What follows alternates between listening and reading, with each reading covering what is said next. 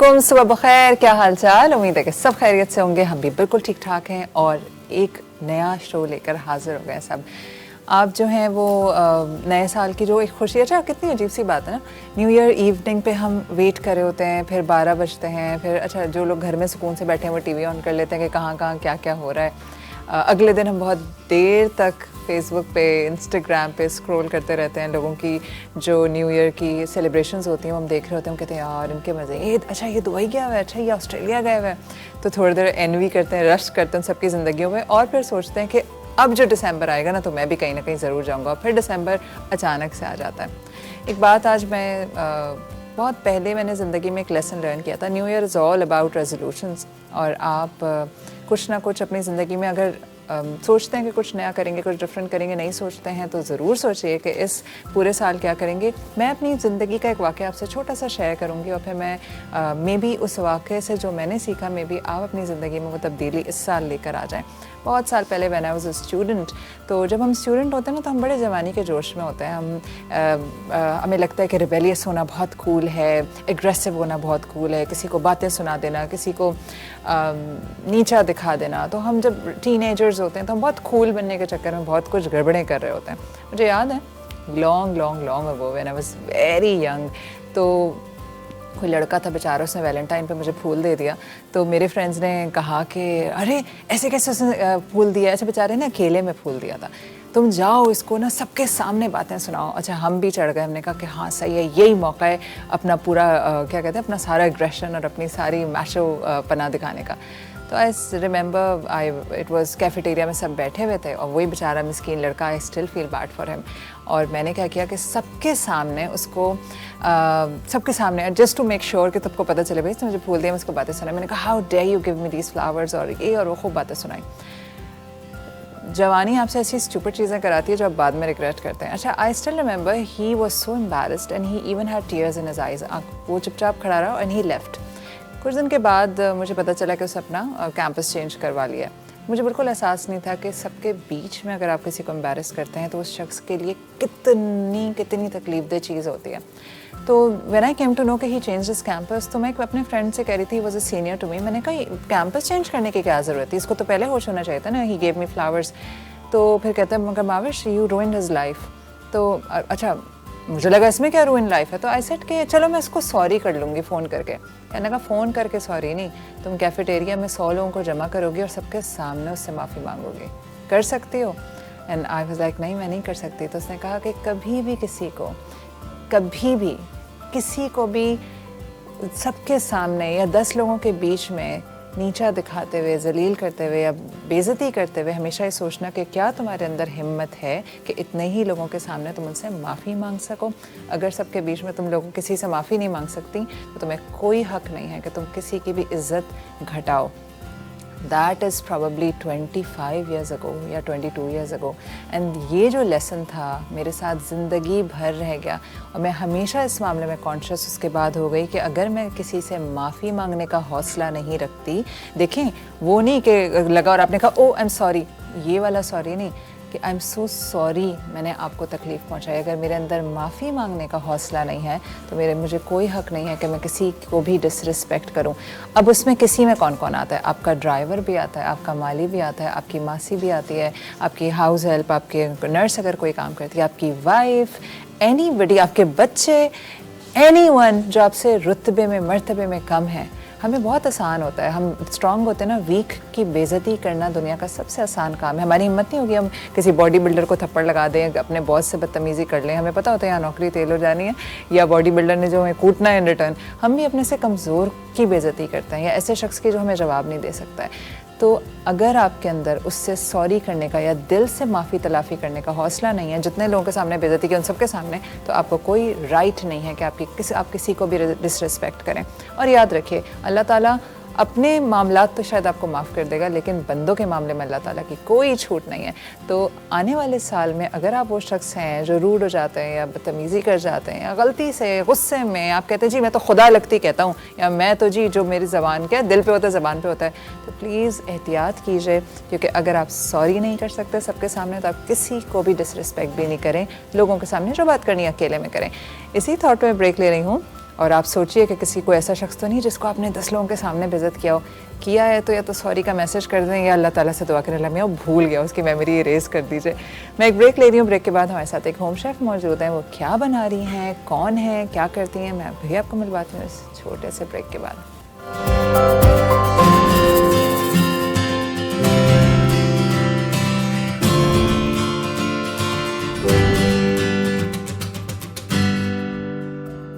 जनाब मैं मौजूद हूँ किचन में, चलो मैंने सीख लिया शेफ़ सामा के किचन में नहीं, किचन में, और मेरे साथ मौजूद हैं होम शेफ़। ये जो हम प्रोग्राम नहीं कर रहे थे कि जो हमने सिलसिला स्टार्ट किया था कि घर से ख़वातीन, वो ख़वातीन जो कि घरों से काम कर रही हैं और वो कुछ बहुत ही अच्छा बना रही हैं, तो वो हमारे शो में अपनी हमें कांटेक्ट करें और हमें बुलाएंगे अपने स्टूडियो में। तो उसी सिलसिले का आज दूसरा शो है और हमारे साथ एक और बड़ी ज़बरदस्त सी होम शेफ़ मौजूद है। मैं आपको उनसे मिलवाती हूँ और हम जानते हैं कि वो क्या बना रही हैं। अस्सलाम वालेकुम। वालेकुम अस्सलाम। सहर माजिद। सहर माजिद। सहर, मुझे सबसे पहले तो अपने बारे में थोड़ा सा बताइए और ये बताइए कि आपका कोई ब्रांड नेम है ना? जी। अच्छा चले मुझे बताएं आप कौन हैं, क्या करती हैं? मैं एज अ होम शेफ़ करती हूँ और हाई टी, लंच, डिज़र्ट्स। थोड़ा सा ऐसे हो जाए ताकि सब लोग देख लें कि मेरे साथ कौन होम शेफ़ मौजूद है। हाँ, तो क्या करती हैं? High tea, lunch, dinners. अच्छा, ये जो आपने सिर्फ होम शेफ़, उसके अलावा आप क्या कर रही थी? हाउस वाइफ थी मतलब? हाउस वाइफ, जी बिल्कुल। और अचानक से आइडिया आया? अचानक से, बिल्कुल। सही है। और किस नाम से? ये है कैफीनियो and grill by Sehar Majid. Kafenio and grill. Kafenio का क्या मतलब है? कैफीनियो जो है वो कैफ़े, बेसिकली उसके मीनिंग्स हैं। फ्रेंच वर्ड है ये। अच्छा, फ्रेंच वर्ड है। और क्या, how do you spell it? KAFENIO। KAFE cafe हो गया, मतलब सी से होता है वरना KAFENIO। Kafenio and grill. N only N। N grill. Yes, and Kafenio and grill. अगर आप इन्हें ढूंढना चाहते हैं तो ये कैफेनियो एंड ग्रिल पर दस्तयाब है। अच्छा, मैंने इनसे ना ऑर्डर किया हुआ है, कुछ ना कुछ इनकी चीज़ें खाई हैं, बहुत मज़ेदार होती हैं। बल्कि एक मैं इवेंट पे गई थी तो उन लोगों ने भी कुछ ऑर्डर किया हुआ था। It was yummiest hummus platter that I had। तो वी आर वेरी हैप्पी कि आज ये हमारे किचन में आके खाना बना रही हैं। तो बताइए सहर, आज आप क्या सिखाने जा रही हैं? आज मैं आपको बता रही हूँ गार्लिक बटर ड्रम स्टिक्स हैं और एक क्विक डेजर्ट भी है। ठीक है, तो हम ड्रम स्टिक्स और मीठे में क्या अब बन क्या रहा है? वो जो क्विक डेजर्ट है उसका क्या नाम है? Lotus delight. Lotus delight, wonderful. और वो झटपट तैयार है? वो झटपट। गुड। अच्छा, अब हम जो चिकन बना रहे हैं गार्लिक बटर ड्रम स्टिक्स, तो इसमें अब आपने क्या क्या डाला है, आप बताना शुरू करें। अब आप ऐसे मुड़ सकती हैं और बता दें जी। ये मैरिनेट हुई हुई हैं। ये चिकन कितनी ली आपने? ये 6 ड्रम स्टिक्स हैं। 6 ड्रम स्टिक्स। ये 3 लोगों को सर्व होंगी। सही है। और अगर लोग ज़्यादा हैं तो आप फिर आप इसको 12 ड्रम जी स्टिक्स लें। 12 कर लें। सारे इंग्रेडिएंट्स आप हमें 6 ड्रम स्टिक्स के हिसाब से बता रही जी हैं? बिल्कुल, इसी के साथ। ठीक है।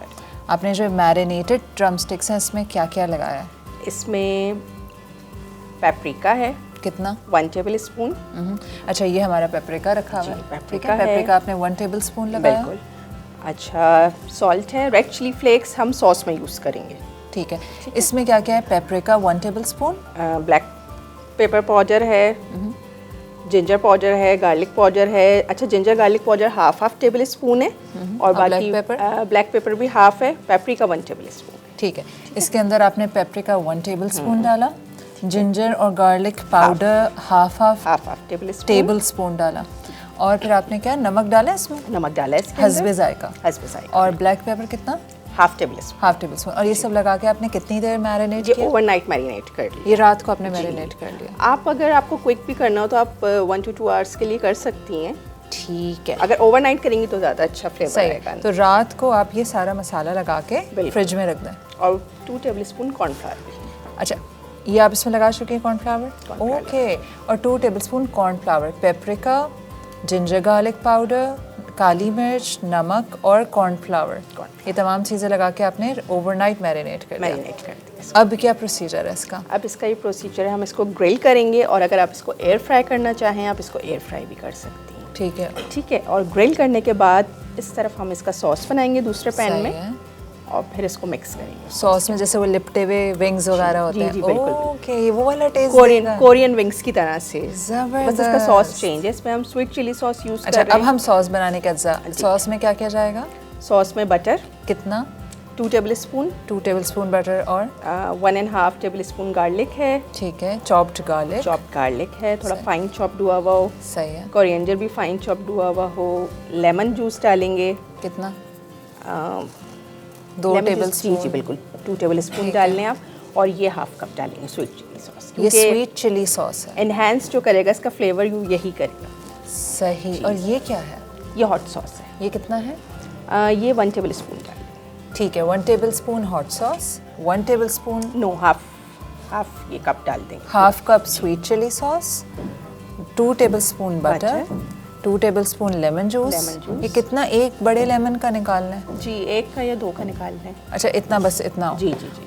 Chopped Garlic। लहसुन कितना? 2 टेबलस्पून। 1.5 to, ठीक है, मतलब इतना ही चॉप। जी, और जी, कोरिएंडर। कोरिएंडर प्रोसीजर क्या है? इसको मैं सबसे पहले हम इसको फ्राई करेंगे, फ्राई करेंगे, शैलो ग्रिल फ्राई करेंगे, ग्रिल करेंगे हम इसको। तो मैं चूल्हा जलाऊं? अच्छा, इसमें हम कर रहे हैं, इसमें सॉस बना रहे हैं इसमें? सॉस इसमें बनाएंगे, ठीक है। और उसमें तो grill पहले करना हम, बल्कि ऐसा करते हैं, ठीक है, तो पहले हम इसको, अगर हमारे पास वो वाले है पैन, जो ग्रिल पैन होता है, वो नहीं, जी क्या कहते हैं उसको, जो स्केलेट, जिसके अंदर लाइंस होती हैं, बिल्कुल बिल्कुल, इसी में तो जो उसमें है, ग्रिल उसमें किया grill जाए, उसमें किया जाएगा। यही मैं, आप क्योंकि बार बार फ्राइंग पैन में ग्रिल का वर्ड यूज़ करती हूँ, मुझे बताइएगा कब मैं स्टॉप हो जाऊँ। बस शैलो फ्राई। बस, यस, शैलो फ्राई होंगे। अच्छा, और टोंग्स चाहिए होंगे फ्राई करने के लिए? चलें, इससे कर लेंगे हम।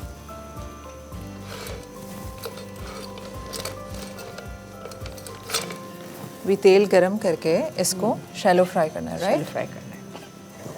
देखा मैं कितनी अच्छी स्टूडेंट हूँ सहर, सब समझ रही हूँ। वैसे एक बात है, मुझे ना कुकिंग का कोई ख़ास शौक नहीं है, मैं बार बार बताती हूँ ताकि कोई क्या कहते हैं, कोई किसी क्या कहते हैं, गलत फहमी में ना रहे। मेरे घर आए और अगर पिज़्ज़ा ऑर्डर हुआ हो तो उसको माइंड ना करे कोई, लेकिन रोज़ शो करके इंटरेस्ट डेवलप हो गया, और अब यही होता है कि वीकेंड पे मैं 2-3 चीज़ें सोच लेती हूँ कि मैं बनाऊंगी, तो बच्चों का फ़ायदा हो गया। अच्छा, अब ये हो गया है गरम। इसमें अब आप ये बिल्कुल इसमें डालेंगे, डाल दें, और हम सिर्फ इसको शैलो, बस इसको बस हम हल्का सा पकने दें। ये आप रखती जाइए। और फिर अच्छा, ये शैलो फ्राइंग में क्योंकि रात भर से इस पर मसाला लगा हुआ है, तो ये जल्दी फ्राई हो जल्दी जाएगा। फ्राई हो। ओके, 3 कर लें पहले? ठीक है। अच्छा, अब जब ये हम फ्राई कर रहे हैं तो दूसरे पैन पे हम ये, अच्छा वैसे ही इतनी सॉफ्ट हो रही है ना ये डीप फ्राइंग नहीं करनी? डीप फ्राई नहीं करनी, बेहतर है फिर आप ग्रिल करें या फिर इसको एयर फ्राई कर लें। एयर फ्राइंग करें या फिर ग्रिल करें? आप क्या करती हैं वैसे? मैं ग्रिल करती हूँ। ग्रिल करती हूँ, सही है। अच्छा, अब ये करते हैं कि आपको क्योंकि सॉस बनानी है ना, इसमें क्या सर्व होगा? नो, इसको सर्व नहीं होगा। चलिए ठीक है, वो सर्विंग के, मैं इसको आपके लिए फ्राई करती हूँ, आप यहाँ पे सॉस बनाना शुरू करें। ये करी रखें, ये तेज़ आंच पे फ्राई करूँ, हल्की पे? हल्की पे कर लें। अब बताइए क्या क्या करना है आपने? सबसे पहले मैं इसमें हैंड वॉश कर, चमचा चाहिए? नहीं, वॉश करना है हाथ। क्या वॉश करना? कर लें जब तक मैं ये फ्राई कर लेते हैं। चमचे हैं ना आपके पास? आपने इसमें कट भी लगाए हैं? जी, कट भी लगाए हैं ताकि मसाला अंदर तक जाए। मसाला अंदर तक जाए, बिल्कुल सही। अच्छा, 2 टेबल स्पून हम यहाँ पे बटर ले रहे हैं मावे। यूँ कर लें ताकि आपको आसानी हो। मुझे स्पून भी दे दें दूसरा।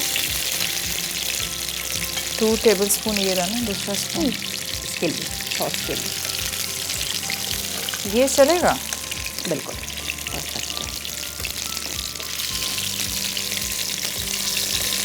2 टेबल स्पून बटर।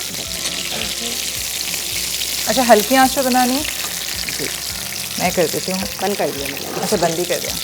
चलिए, 2 टेबल स्पून बटर मेल्ट किया। ऑयल में नहीं बनानी? नहीं, गार्लिक बटर है ना, गार्लिक बटर ड्रम ऑयल में बटर है, फ्राई करनी है उनको अच्छा सा, ये कोटिंग के लिए, इसी सॉस में कोट होते हैं। इसमें समझे लपेटे जाएंगे। राइट। अच्छा, 2 टेबलस्पून बटर आपने पूरा फैला लिया, मैं ये पकड़ लेती हूँ, यहाँ रख देती हूँ। आप पहले सारी चीज़ें डाल दें, फिर हम चूल्हा जला लेते हैं। खुशबू तो अभी से इतनी मज़ेदार आ रही है। इतना ही, चूल्हा जला दो जी, और हल्का रखूँ। हल्का रखें। यार जो लोग ये कुकिंग वुकिंग में के शौकीन होते हैं उनके बच्चे कितना खुशनसीब होते हैं। बिल्कुल, रोज़ ये कहते रहते हैं अम्मा आज क्या बना रहे हैं। आज ये बनाया आज। शुरू से कुकिंग का शौक था? मुझे बहुत, बिल्कुल शुरू से ही था।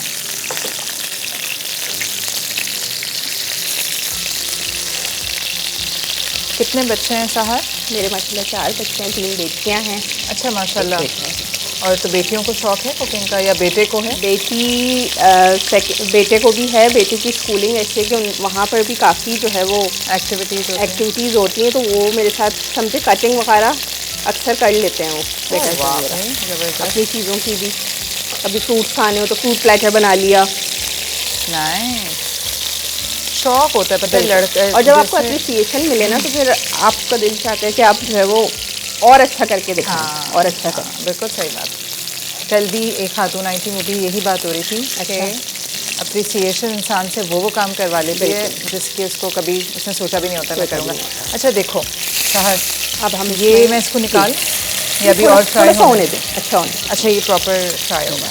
ठीक। अच्छा इसमें गार्लिक थोड़ा सा कर लिया हमने सौते। अब इसके अंदर हम ये रेड चिली फ्लेक्स डाल रहे हैं।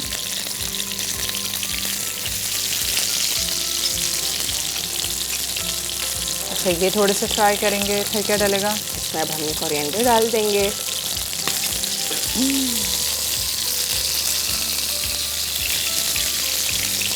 सही है। Lastly lemon juice. अच्छा lemon juice, red chilli flakes, garlic and coriander.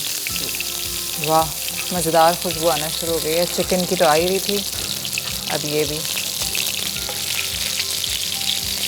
थोड़ी सी डिफरेंट रेसिपीज़ और अगर अच्छी प्रेजेंटेशन हो तो रेस्टोरेंट स्टाइल खाने घर में भी बनाया जा सकता है। अच्छा मेरी कुछ सैलेड्स भी हैं मावी, तो वो भी बहुत जो है ना वो डिफरेंट होती हैं।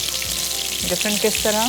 डिफरेंट इस तरह से कि कुछ तो मेरी अपनी क्रिएशंस ही हैं। अच्छा जी, तो वो आपको जैसे किसी में जो सीजनल फ्रूट्स होते हैं उसी के विनेग्रेट्स के साथ जो है वो उनकी सीजनिंग करती हूँ, तो वो बहुत डिफरेंट सा जो है ना टेस्ट देती हैं।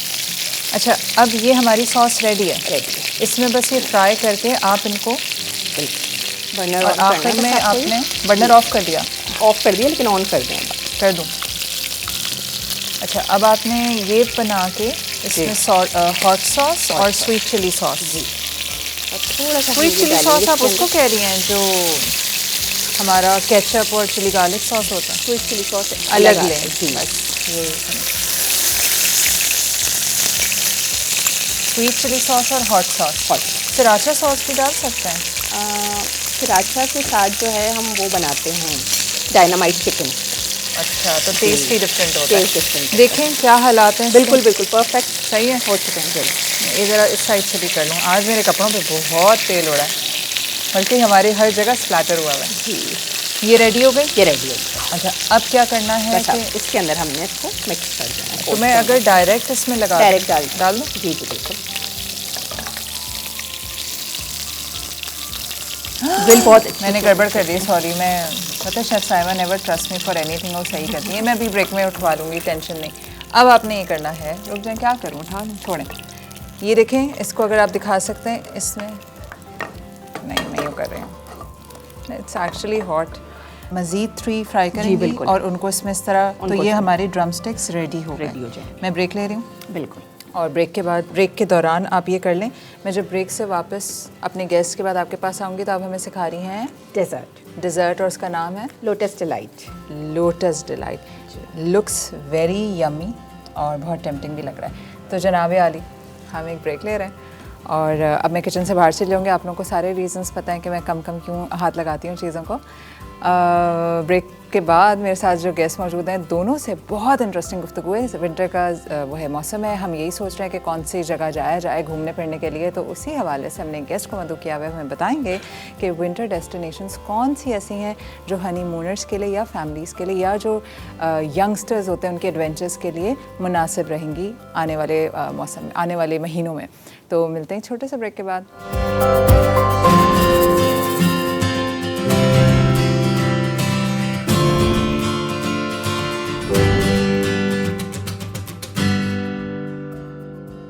आजकल एक काम हो रहा है कि जिसको सुनो वो शादी कर रहा है, और ना सिर्फ शादियाँ हो रही हैं, शादियों की दावतें भी आ रही हैं, और जो बाहर के रिश्तेदार यहाँ आए होते हैं वो ये सोचते हैं कि कराची या लाहौर आए तो शादी अटेंड करने, उसके बाद हम कहीं आगे जाएंगे अप नॉर्थ घूमने के लिए। तो सिर्फ फेस्टिविटीज़ हैं, घूमना फिरना है, शादियाँ हैं, और उसके साथ एक चीज़ जो अटैच्ड है, जब शादी होती है तो हनीमून पे भी जाते हैं, छुट्टियाँ होती हैं तो कहीं घूमने का दिल चाहता है, और हम वो लोग जो कि बाहर अफोर्ड नहीं कर सकते तो वो कोशिश करते हैं कि यहीं कहीं घूम लें, कुछ नहीं तो लाहौर फैसलाबाद चले जाएं, इस्लामाबाद चले जाएं, इस्लामाबाद पहुंच गए तो आगे भी जाएं। लेकिन हम अक्सर कंफ्यूज्ड होते हैं, हमें यही नहीं पता होता कि कौन सा महीना किस डेस्टिनेशन के लिए अच्छा है। हर किसी को स्कर्दू गिलगित हुंजा जाने का शौक़ है, हम कहते हैं यार बर्फ़ पड़ी है, बर्फ़ देखने जाना है। ये नहीं एहसास होता कि बर्फ़ तक जाने वाला रास्ता पता नहीं ब्लॉक्ड है कि नहीं है। तो ये सोचना, मुझे ऐसा लगता है कि बहुत सारी चीज़ें हैं। अभी बल्कि ऑफियर भी जिन साहब से मैं बात कर रही हूँ उनसे बात हो रही थी कि इंसान को वही करना चाहिए जो उसकी स्ट्रेंथ हो या उसको आता हो। अगर आपको ट्रैवल प्लान करना है या पाकिस्तान आ रहे हैं बाहर से और आप आगे जाना चाहते हैं, तो आप कभी भी अपनी खुद तुक्के मत लगाएं कि मैं खुद चला जाऊंगा, या रिश्तेदारों से पूछ के हमेशा किसी एक्सपर्ट से ओपिनियन लेना चाहिए। बेहतर है कि आप जिसका काम है उसी से बात की जाए। तो आज हमने जिस शख्स को मदऊ किया है उनका काम ही यही है, वो ट्रैवलिंग काउंसलर हैं, ट्रिप एडवाइज़र हैं, वो बताते हैं, वो प्लान करते हैं पूरे ट्रैवलिंग को। तो उनका नाम है अब्दुल्ला, और मैं उनसे अभी आपको इंट्रोड्यूस करवाती हूँ। वो जानते हैं कि वो करते क्या हैं, और हम इस सर्दी में घूमना चाहते हैं तो कहाँ जाएं। अस्सलाम वालेकुम। वालेकुम अस्सलाम। अब्दुल्ला आपका बहुत लंबा नाम है तो मैंने सिर्फ अब्दुल्ला की हद तक रखा। तो अब्दुल्ला आप जो है वो ट्रैवलिंग काउंसलर हैं। जी बिल्कुल। और जो कि अच्छा मुझे हाँ एक बात बताएं, ट्रैकिंग वगैरह भी आप लोग अरेंज कराते हैं? नहीं, ट्रैकिंग के अंदर वो डिफरेंट है, वो डिफरेंट साइड आ जाती है, वो बिल्कुल वो यूथ के लिए एक अलग साइड है। चलें वापस आते हैं। तो ये बताइए कि कब से इस काम में? तकरीबन हमें 8 साल से ऊपर हो गए। और टूर, अच्छा कॉर्पोरेट टूर्स भी प्लान करते हैं? कॉर्पोरेट्स भी करते हैं, फैमिली हनीमून्स और स्टूडेंट ट्रिप्स, ये सारे ट्रिप्स हमारे उसमें आते हैं। सही है। और ये बताइए कि ये जो प्लानिंग होती है इसमें पैकेजेस निकलते हैं, ग्रुप्स के साथ ले जाते हैं, या सब लोगों की अपनी कस्टमाइज्ड होता है? बेसिकली हमारी जो वो है, हम दोनों चीज़ों में डील करते हैं। फॉर एग्जांपल हमारे कुछ ग्रुप टूर्स भी जाते हैं, ठीक है, ऑल ओवर पाकिस्तान, जिसके अंदर कराची से शॉर्ट ट्रिप्स भी होते हैं और नॉर्दर्न एरियाज़ के भी ट्रिप्स होते हैं, और इसी तरीके से कस्टमाइजेशन के भी। जैसे आजकल सीज़न है, हनीमून बहुत ज़्यादा हो रहे हैं, तो वो हमारी एक्सपर्टीज़ है। दैन फैमिलीज़, कॉर्पोरेट्स, तो हम हर तरीके में डील करते हैं। कॉलेज स्टूडेंट्स हो गए, अभी फ़िलहाल तो पेपर्स नहीं है, तो पेपर्स के बाद यूनिवर्सिटीज़ के बहुत सारे स्टूडेंट्स के ट्रिप्स होते हैं, स्कूल्स के आजकल बहुत ज़्यादा ट्रिप्स होना स्टार्ट हो गए हैं, यूनिवर्सिटीज़ के भी, तो ये सारे ट्रिप्स वगैरह हम अच्छा लोकल ही ट्रिप में आप काउंसलिंग करते हैं? इंटरनेशनल भी? इंटरनेशनल में टर्की भी हम बहुत चीज़ डील करते हैं। टर्की भी लेके जा रहे हैं? जी। ज़बरदस्त। अच्छा अब मुझे बताएं, चलें अब सवाल आता है, ये जो अभी मौसम है हनीमूनर्स के लिए भी, फैमिलीज़ के लिए भी, इन जनरल बात करते हैं, फिर हम स्पेसिफिकली बात करेंगे। अभी कौन सी डेस्टिनेशंस हैं जो एक्सप्लोर की जा सकती हैं? देखिए इस वक्त क्योंकि स्नोफॉल का टाइम चल रहा है अभी, ठीक है, विंटर सीज़न है, तो इसके अंदर सवात, कलाम और मालम जब्बा वाली साइड है, कुछ एरिया शुगरान हो गई, मरी हो गई, नथगली हो गई, ये वाली साइड आप जा सकते हैं। इसके अलावा जैसे कि बहुत सारे लोग का नारान, कागान, ये अभी बर्फ़बारी की वजह से बंद है, सैफुल मुल्क हो गया, बाबूसर टॉप, ये क्लोज़ हैं। कश्मीर के अंदर बहुत सारे एरियाज़ हैं, जैसे कि रत्ती गली, तौबत, अरंकेल वाली साइड भी ऊपर, तो ये बहुत सारी डेस्टिनेशन इस वक्त क्लोज़ हैं। तो मेरी नज़र में इस वक्त मैं आपको जो रिकमेंड करूँगा बेस्ट डेस्टिनेशन, वो सवात, कलाम और शुगरान वाली साइड है। अच्छा सवात तक तो पहुंच जाते हैं क्योंकि वो हाईवे बड़ी ज़बरदस्त बनी हुई है ना, लेकिन कलाम तक तो जाने के लिए ऊपर जाना पड़ता है, और इतनी पतली पतली सड़कें, तो क्या उसमें बर्फ़ का मसला होता है? नहीं, कलाम फिर भी हम इजीली चले जाते हैं, ठीक है, क्योंकि कलाम का जो रास्ता है ना वो बर्फ़ से इतना इफेक्ट नहीं करता है। सही है, ठीक है। लेकिन अगर हम दूसरी वाली साइड देखें, फॉर एग्जांपल कश्मीर के बहुत सारे एरियाज़ हैं जो में बर्फ़ से बहुत ज़्यादा इफेक्ट करते हैं, तो कलाम जाने के लिए कोई इतनी मुश्किलात नहीं है, पहुंच सकते हैं, बहुत इजीली पहुंच सकते हैं। और वहाँ पे सर्दी भी ठीक ठाक है? कलाम में इस वक्त बहुत सर्दी होती है, इस वक्त तो बहुत सर्दी होती है। अगर आप फॉर एग्जांपल अगर आप किसी लोकल होटल्स में अगर आप स्टे करते हैं, क्योंकि कलाम के अंदर ना बहुत सारे इश्यूज़ आते हैं, मेजर इश्यूज़ जो आता है वो एक सर्दी की वजह से ठंड का आता है, तो अगर हीटर्स नहीं है तो ये बहुत बड़ा इशू तो है। आपके तो खून जम जाना है। बहुत ज़्यादा, बहुत सर्दी होती है, तो प्रॉपर हीटर्स। अच्छा, हीटर्स के भी दो किस्म है, एक तो LPG वो LPG गैस हीटर्स हीटर। होते हैं और दूसरा इन्वर्टर्स होते हैं। तो कोशिश करें कि होटल्स अपने इन्वर्टर्स रखें। LPG क्योंकि मैक्सिमम भी जो होता है वो 5 आवर्स टाइम होता है। फॉर एग्जांपल अगर रात में 7-8 बजे भी चलाए तो रात में 1 बजे वो अच्छा, और ये बंद एक हो जाता प्रैक्टिस है होटल्स की, वो बंद कर देते हैं? है। ये बंद हो जाता है क्योंकि वो छोटे छोटे सिलेंडर्स से होते हैं और वो डेंजर्स भी बहुत ज़्यादा होते हैं। Right right right. मुझे बताएं, अच्छा चले अब हम कैटेगराइज करते हैं। सबसे पहले हनीमूनर्स की बात करते हैं। आप भी कह रहे हैं कलाम वगैरह, लेकिन आपने ये भी बता दिया कि होटल्स का इशू है। तो अगर कोई हनीमून कपल है और वो बीमार भी नहीं पड़ना चाहता, तो वो कौन सी विंटर डेस्टिनेशन है पाकिस्तान के अंदर रह के जो कि कन्वीनियंट है और वहाँ पे इश्यूज़ भी कम है? मेरे हिसाब से नथिया गली सबसे परफेक्ट है। अगर अभी के हिसाब से देखा जाए कि अगर मैं जनवरी फरवरी तक देखूं तो शुगरान, बालाकोट, नथिया गली ये वाली साइड बहुत अच्छी है। बालाकोट तक जा सकते हैं? बालाकोट तक बिल्कुल बिल्कुल। बालाकोट तो समझें कि 12 महीने ओपन है। कुछ अगर दिन ज़्यादा हैं तो आप वहाँ से मालम जब्बा जाएँ, बहुत खूबसूरत होती है। एक्टिविटीज़ भी बहुत ज़्यादा हैं, ठीक है। मालम जब्बा से सवार स्की है, फिर वहाँ पे जिप लाइन है, चेयर लिफ्ट है, तो बड़ी अच्छी एक्टिविटीज़ है।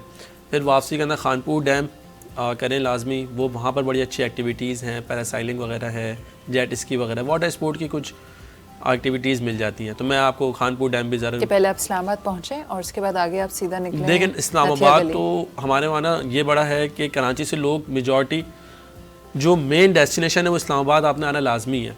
लाहौर, फैसलाबाद, यहाँ अगर आप आ जाते हैं तो यहाँ से बहुत दूर का सफ़र है। मतलब लाहौर से इस्लामाबाद भी तकरीबन 5.5 से 5 घंटे लग जाते हैं मिनिमम भी। बेहतर है कि सीधा इस्लामाबाद आप सीधा इस्लामाबाद की ही फ़्लाइट करें या ट्रेन की जो टिकट्स हों वो इस्लामाबाद की ही बुक करें। सही है।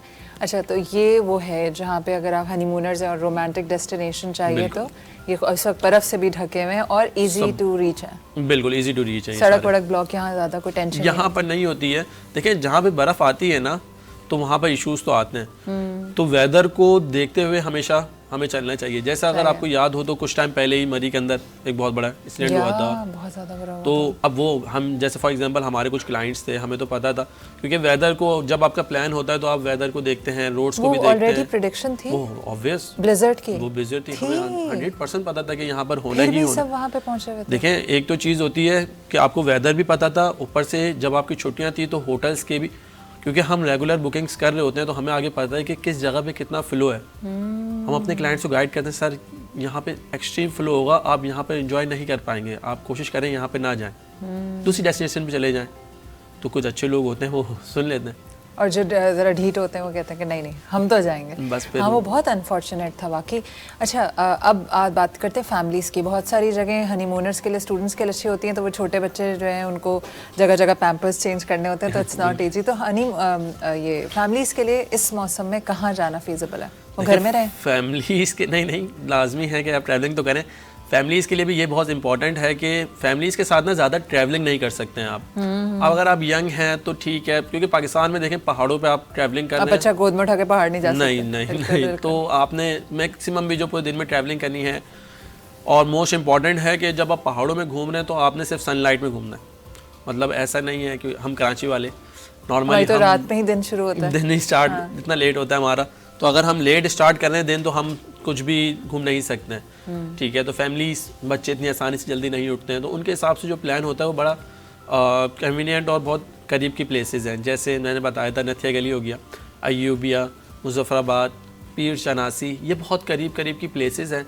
तो मेजॉरिटी जो हम रिकमेंड करते हैं, अगर 5-6 दिन का प्लान आप कर रहे हैं तो आप ये वाली साइड रखें। थोड़े से दिन ज़्यादा रखने हैं तो मालम जब्बा वाली साइड जाएँ, शांगला टॉप है, ठीक है, सवाद, मिंगोरा, फिजा गाइड, ये वाली साइड जाएं। क्योंकि फिर आपका सवात में बेस कैंप हो सकता है कि आप सवात के किसी होटल में जाके ठहरे। बिल्कुल बिल्कुल, वहाँ पे बहुत होटल्स हैं। सवात में इस वक्त बहुत ज़्यादा फैसिलिटीज़ मौजूद है, प्रॉपर आपकी इलेक्ट्रिसिटी मौजूद है, बड़े होटल्स भी हैं, इन्वर्टर्स होटल्स हैं, बड़े होटल्स हैं, बजटेड होटल्स हैं, सब चीज़ें मौजूद हैं। मतलब सवात में वहाँ से आप ऊपर फिर निकल जाएं अर्ली मॉर्निंग। बिल्कुल, देखिए सवात से आपके पास फिजा गाइड आता है, वाइट पैलेस आता है, वहाँ से मालम जब्बा की एक्टिविटीज़ आती हैं। मतलब अगर आप सवात में भी 4 दिन भी 5 दिन भी अगर आप स्टे करते हैं तो डेली आपके पास कोई ना कोई एक्टिविटीज मौजूद है। और इस्लामाबाद लैंड करने का सवात का रास्ता भी बहुत स्मूथ है, बहुत स्मूथ है। 4-5 घंटे लगते हैं और कोई पहाड़ियाँ नहीं हैं और बहुत अच्छा मोटरवे है। बल्कि अगर आपने नहीं अभी तक देखी है सवात वाली मोटरवे तो it's a must watch, specially वो जो उन्होंने टनल बनाया है, अमेजिंग अमेजिंग।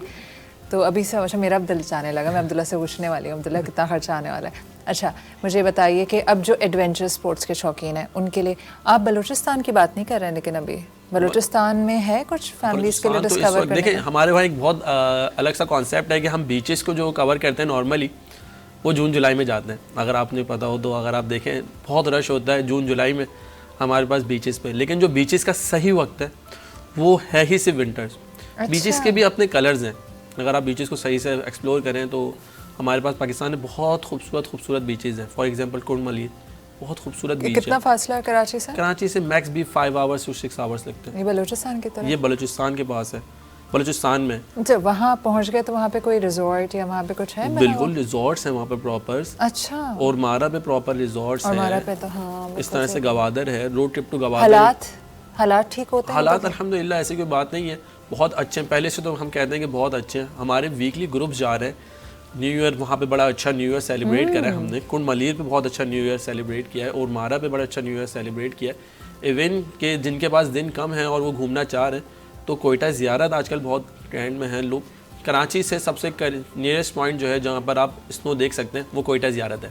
राइट। और वो फैसिलिटीज़ हैं, प्रॉपर फैसिलिटीज़ हैं। कोयटा के अंदर प्रॉपर होटल्स हैं। बाय रोड जा सकते हैं? बाय रोड जाते हैं, वीकेंड्स के अंदर ट्रिप हो जाते हैं। थर्सडे टू संडे का प्लान, 4 डेज का प्लान। ये सस्ता बजटेड भी होता है? ये बहुत बजटेड है। इवन अगर आप इस्लामाबाद से कंपेयर करें कि आप नॉर्दर्न एरियाज़ में जा रहे हैं, पहले आप कराची से इस्लामाबाद की टिकट्स बुक करें, फिर वहाँ पर होटल्स करें, तो कम से कम आपको एक तो दिन बहुत ज़्यादा चाहिए, ठीक है, दैन फिर आपके ये बजट में नहीं होता। तो ये शॉर्ट 25% में हो जाएगा। ये 20 इवन वाकई में ये 25%। अच्छा, ये गोरख हिल भी तो बड़ी खूबसूरत डेस्टिनेशन है, उसका वहाँ कपल्स जा सकते हैं? सिंध में हमारे पास कुछ ही अच्छी प्लेसेस हैं जिसके अंदर गोरख हिल स्टेशन भी आता है। Gorakh hill station is a hill station और यहाँ पे भी बहुत ज़्यादा टूरिज्म अब आ गया है। वहाँ का अंदाजन क्या खर्चा पड़ता है पर हेड? वहाँ मैक्सिमम भी जो हमारे टूर्स होते हैं वो 16 to 15,000 के दरमियान, 15 से 16,000 में आप जा सकते हैं। कंप्लीट फुल बजट पैकेज होता है। खाना रात को स्टार गेजिंग, जीप राइड्स। चलो भाई 15,000 में सब लोग निकालो, 15 चलता है। तो ये हमारे एवरी वीकेंड ट्रिप्स जा रहे होते हैं। तो ये नहीं तो वहाँ पे क्या एंटरटेनमेंट, अभी सर्दियों में जाना चाहिए? ये स्टार्ट ही बेसिकली सर्दियों के लिए ही है। बेसिकली सोच के आपको स्टार गेजिंग प्रॉपर्ली मिलेगी, ठीक है। वहाँ पे जो एनवायरनमेंट है, फिर बॉनफायर है, म्यूजिकल नाइट है। तो वहाँ पे फैसिलिटीज़ हैं, जैसे मेडिकल का कोई मसला खुदा न खास्ता हो जाए? वहाँ पे प्रॉपर ऊपर रिजॉर्ट बना हुआ है और पूरी प्रॉपर कैंपिंग साइट वहाँ पे हमने बनाई हुई है। प्रॉपर कैंपिंग्स होती हैं, प्रॉपर वॉशरूम लेडीज़ के, जेंट्स के, सारी फैसिलिटीज हैं। तो हम आराम से फैमिली के साथ वहाँ जा सकते हैं? बच्चों के साथ यकीन करें, लोग छोटे छोटे बच्चे लेकर आए हुए होते हैं वहाँ पर। कितनी देर में पहुँचता है? ये हमें पूरा दिन लग जाता है। अगर हम रात में ट्रैवल स्टार्ट करते हैं तो हमें गोरख हिल स्टेशन, अगर हम फ्राइडे नाइट को कराची से चलते हैं तो गोरख पहुँचते में तकरीबन सैटरडे 2 बजे के दरमियान हम गोरख हिल में होते हैं। अच्छा, और फिर वहाँ एक रात ठहरते हैं? पूरी रात हम वहाँ पे नाइट स्टे करते हैं। मतलब दिन में आप आराम करें, फिर आप रात को जागें, फिर आप स्टार गेजिंग करें, बॉनफायर है, एक्टिविटीज आप करते हैं? बहुत सारी फिर अगले दिन वापसी संडे को इंशाल्लाह हम शाम खाना पीना सब वहाँ, सब खाना पीना सब चीज़ें। ऑसम। तो हनीमूनर्स ये भी एंजॉय कर सकते हैं? ये भी जाते हैं लोग। सही है। वापस आते हैं अब एडवेंचर स्पोर्ट्स कहाँ हो रही है? एडवेंचर्स के अंदर देखें, अभी गिलगित में बहुत सारे एडवेंचर स्पोर्ट्स हैं। जैसे नलतर के अंदर इसकी रिजॉर्ट्स वगैरह बन गए प्रॉपर। सेफ्टी सिक्योरिटी का क्या सीन है? ये वहाँ बनना, जैसे ये प्रोटोकॉल की बात करें, वो टेररिज्म की बात नहीं करी मैं समझ रहा हूँ कि जो सेफ्टी के हिसाब से इस वक्त मैं बताऊँ ना, नलतर के अंदर प्रॉपर रिजॉर्ट्स तैयार किए गए हैं जिसके अंदर सेफ्टी के हिसाब से, क्योंकि आपको पता है जब आप स्की वगैरह करते हैं तो बहुत सारे नीचे क्लाइम्स आती हैं, ठीक है। लोगों को नहीं आता है तो उनको पहले गाइड करना, तो ये नलतर के अंदर सिखाओ, बहुत इम्पोर्टेंट है ये सिखाना। इस तरीके से कुछ पाइपलाइन ट्रैक्स हैं, कुछ बहुत अच्छे ट्रैकिंग पॉइंट्स हैं, तो वहाँ पे करना। फिर इस तरीके से अभी हमने नया एडवेंचर स्टार्ट किया था कि हम दियोसाई के अंदर कैंपिंग का एक्सपीरियंस कराते हैं लोगों को। दियोसाई में अगर आप कैंपिंग करें तो वो एक बहुत नेक्स्ट लेवल एक्सपीरियंस है आपका। कौन से वाले कैंप्स लग रहे हैं? वो एक वो भी तो आया है जो गोल वाले कैंप को वो ग्लैम खिलाते हैं। Glam, yes. तो हम फिलहाल दियोसाई पे ग्लैम्पिंग तो स्टॉल नहीं है, लेकिन हमने वहाँ पर लोकल कैंप्स वगैरह लगा के, वो देखिए यही तो एक्सपीरियंस है। ये मतलब यही तो एंजॉय करने चाह रहे हैं। कराची का ठंडी तो चाहिए, ठंडी तो चाहिए। तो बर्फ जम के कुल्फी जम कर कुल्फी जम जाती है। तो अच्छा, ये जो पैरासेलिंग, पैराग्लाइडिंग, क्या क्या हमारे पास अब स्पोर्ट्स स्टार्ट हो गई हैं पाकिस्तान में? पाकिस्तान में इस वक्त पैराग्लाइडिंग है, पैरासेलिंग है, वाटर स्पोर्ट में अच्छी खासी अताबाद लेक पे भी बहुत सारी एक्टिविटीज़ हो रही हैं, स्पीड बोट है, जेट स्की वगैरह है, खानपुर डैम पे भी इस तरह से एक्टिविटीज़ स्टार्ट हो गई हैं। और इस तरीके से हम अपर कचूरा पे देखें तो वहाँ पे भी बहुत सारी एक्टिविटीज़ हैं। तो ये महंगे हैं या ये अफोर्डेबल हैं? ये बहुत ज़्यादा अफोर्डेबल हैं। अगर मैं इंटरनेशनल टूरिज़म से इसको कंपेयर करूँ तो पाकिस्तान बहुत ज़्यादा चीपर है, मतलब ये तो इंतहाई चीपर है, क्योंकि क्योंकि डेस्टिनेशन। अच्छा, आप जो सस्ते की बात करें ना, तो हमने अभी पिछले दिनों एक लिस्ट की बात, वो था दुनिया में सबसे सस्ती जगह कौन सी रहने के लिए, तो हमारा ही मुल्क था। बिल्कुल। और हमें इसमें ही रहना उतना मुश्किल हो रहा है। तब आप कह रहे हैं कि इंटरनेशनल टूरिज्म के मुकाबले में Pakistan is the cheapest country to explore. खूबसूरत, बहुत खूबसूरत, बहुत हसीन। I am a nature lover and I travel a lot. और पाकिस्तान की जो खूबसूरती है ना, अक्सर जगह, इवन आप दुबई जाए तो ये क्या है ना, लेकिन दुबई तो कंक्रीट का जंगल है। सही बात है।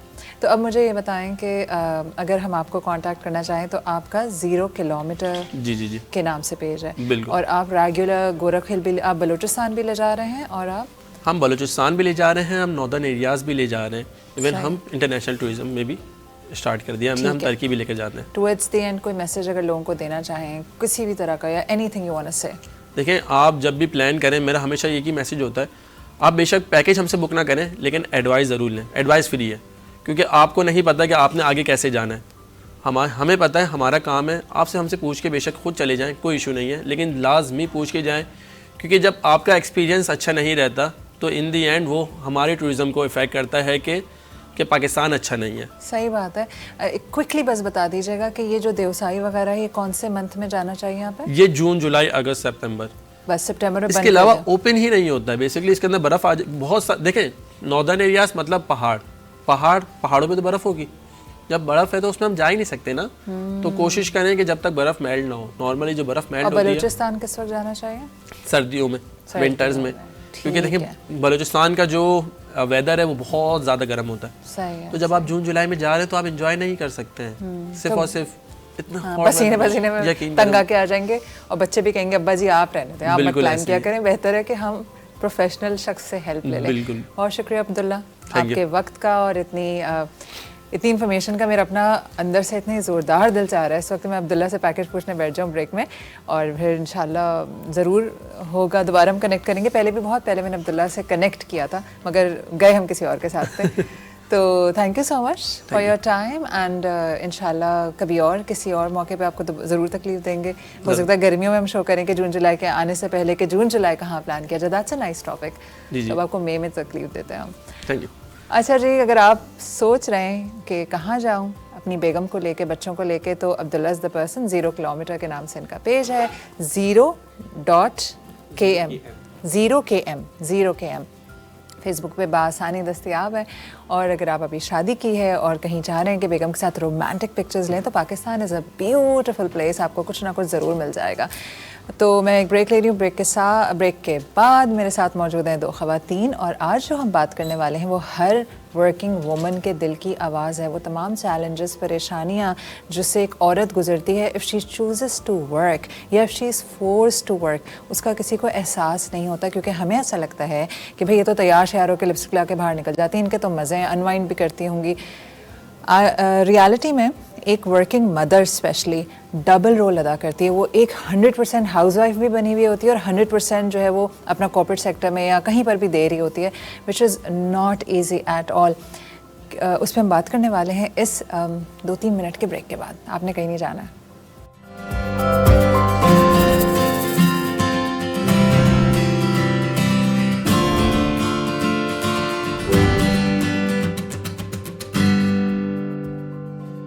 तो जनाब आली, मेरे साथ 2 ख़वातीन मौजूद हैं जो कि दोनों बहुत अरसे से काम कर रही हैं, और जो काम करने वाली ख़वातीन, उनके जो दुख और मसाइल हैं वो सिर्फ दूसरी काम करने वाली औरत ही समझ सकती है, भले वो मासी हो, कोई हाउस हेल्प हो, नर्स हो, या कोई कॉर्पोरेट में कोई CEO लगी हुई हो। सबके मसले एब्सोल्युटली सेम होते हैं, जिसमें से चीदा चीदा होते हैं, घर पे कोई समझ नहीं रहा, सपोर्ट नहीं कर रहा। अच्छा, एक बहुत सेल्फिश सी बात है हमारे घर वालों की, जो कि मैं ज़रूर कहना चाहूँगी। कहाँ तो कहते हैं जी हमारे यहाँ लड़कियों का काम करना पसंद नहीं किया जाता। जैसे कोई फाइनेंशियल मसला आता है या हस्बैंड की सैलरी कम है या कुछ हो गया, तो अचानक से हमें लड़कियों का काम करना जो कि पसंद बिल्कुल नहीं था, वो हम इजाज़त दे देते हैं कि चलो हमने सोचा कि इसको एक्सप्लोर करने दें। हमारी जो सोसाइटी ओवरऑल बहुत मैनिपुलेटिव है, और लड़की भी हम जब बहू ढूंढ रहे होते हैं तो कोशिश करते हैं कि बहुत यंग सी लड़की है ताकि हमारे माहौल में ढल जाए। वो यंग सी लड़की, यार ये जो फ्राई हो रहा है ना मेरे हलक में लग रहा है और मुझे बहुत खांसी आने वाली है। तो जो प्रॉब्लम्स हैं वर्किंग वुमेन के, वो इतने यूनिक हैं कि अगर आप बाहर बैठ के देख रहे हैं आप कभी भी नहीं समझ सकते। उन्हीं प्रॉब्लम्स से हम बात करेंगे, फिर ये भी बात करेंगे कि ऐसा क्या हम एक्सपेक्ट करते हैं या हम क्या करें कि ख़वातीन जो कि काम करें उनकी ज़िंदगी में थोड़ी सी राहत आ सके। तो मैं अपने पैनल से आपको इंट्रोड्यूस करवाती हूँ। सबसे पहले मेरे साथ मौजूद है मदिया ज़ीशान। वालेकुम अस्सलाम। मदिया जो है वो यूनिवर्सिटी टीचर हैं, पहले वो कॉर्पोरेट में भी काम कर चुकी हैं, बैंक में काम किया था आपने, है ना। उसके बाद कई साल से यूनिवर्सिटी के बच्चों को वो सिखा रही हैं ऑर्गेनाइजेशनल बिहेवियर। मेजर एरियाज जो है वो HR है, सही, HR and management, but yes organisational behaviour भी। उसके बाद हमारे साथ मौजूद है यास्मीन अहमद, जिनका बहुत डाइवर्स बैकग्राउंड भी है और पता नहीं क्या क्या कर चुकी हैं, तो मैं उन्हीं से जानती हूँ। मदिया, आप अपने बारे में, मदिया कह रही हूँ, सॉरी यास्मीन, आप अपने बारे में थोड़ा सा बताइए, फिर हम मदिया की तरफ आएंगे। क्या करती हैं यास्मीन आप? बेसिकली तो मैं एक फार्मासिस्ट हूँ। I have done my bachelors in pharmacy from Karachi university, और उसके बाद I started working as manufacturing pharmacist in some of the pharmaceutical companies. But जैसे आपने इंट्रोडक्शन दिया ना कि सोसाइटी में फ़ीमेल अगर काम भी कर रही हैं, but that has to be moulded as per the family requirements. तो when I had my first baby, तो because of the duration of the work or required and job description, I just gave that up and I came towards teaching. तो फिर मैंने वहाँ से teaching start की। उसके बाद जो है वो आई वॉज़ लकी इनफ के बाहर जाके पढ़ने का चांस मिल गया। So I have done masters in project management from Wales, और क्योंकि वहाँ का एनवायरनमेंट ऐसा different and all that, so I started working as business consultant over there. थोड़ा बहुत टीचिंग से भी इन टच रहे। Then we came back over here, and despite having all these backgrounds, you know, around my family, I opted to go for teaching basically. So I worked as freelance project manager as well and into teaching as well. सही, तो आपको वही मैंने कहा था ना, diverse है, तो इन्हीं से जानते हैं इन्होंने क्या क्या किया है। मदिया कब से काम कर रही हो? It's been almost 15 years that I've been associated with the teaching fraternity. Initially I started with the corporate sector, bank से start किया था, बट इनिशियल 6 months में अपने आप को एवेलुएट किया कि this is not my type of the job, because I can not get in to the desk kind of a job. मुझे रोज़ाना कुछ नया करना होता है, बहुत एक रूटीन की एक जो डेस्क जॉब होती है ना, उससे हट की। So I got an opportunity, initially teaching के लिए नहीं मिली थी, काउंसलर के लिए मिली थी। तो वहाँ पे जाके अपनी टीचिंग स्किल्स को भी, लेकिन क्योंकि बैचलर से पहले भी एक स्कूल में मैंने थोड़ा सा एक्सपीरियंस लिया था, और उसके बाद when they gave me the opportunity, और उसके बाद मेरा वहाँ से जो पढ़ाने का सिलसिला स्टार्ट हुआ, तो it's been now almost 15 years that I have been, और अब तक चल रहा है। So I have been associated with number of universities at working at higher education. ज़बरदस्त। लेकिन मैं आपको बता दूं, चाहे वो वेल से पढ़ के वापस आ गई या ये यहाँ सालों से स्टूडेंट्स को पढ़ा रही हैं, मसले एक ही है जैसे, जो भी आपको पता चलेंगे। अच्छा यास्मीन, मैं पहले आपसे पूछती हूँ, ये जो मैंने शुरू में बात की कि हम कंफ्यूज्ड हैं एज अ सोसाइटी, हमें काम करने वाली औरतें बहुत तेज़ चालाक और ऐसी लगती हैं जो कि बहू बनाने लायक नहीं होती, मगर हमें चाहिए भी वही, क्योंकि हमारे बेटे से नहीं हो रहा तो हम फिर चाहते हैं कि वो भी सपोर्ट करें। बहुत सारे लोग मुझसे कभी क्या कहते हैं ना, कोई लड़की दिखाओ। आजकल पहले होता था लड़की दिखाओ जो कुछ ना करिए, वो कहते हैं अब लड़की दिखाओ अगर कहीं काम वाम करिए, ज़्यादा डिज़ायरेबल होती है कि बिजली का बिल तो पे हो ही जाएगा। तो have you been, of course you must have been observing this, तो क्या कहोगे इसके बारे में? I'll say I think so we belong to that fortunate part of the society जहाँ पर हमें ये चीज़ फेस नहीं करनी पड़ी इतनी direct.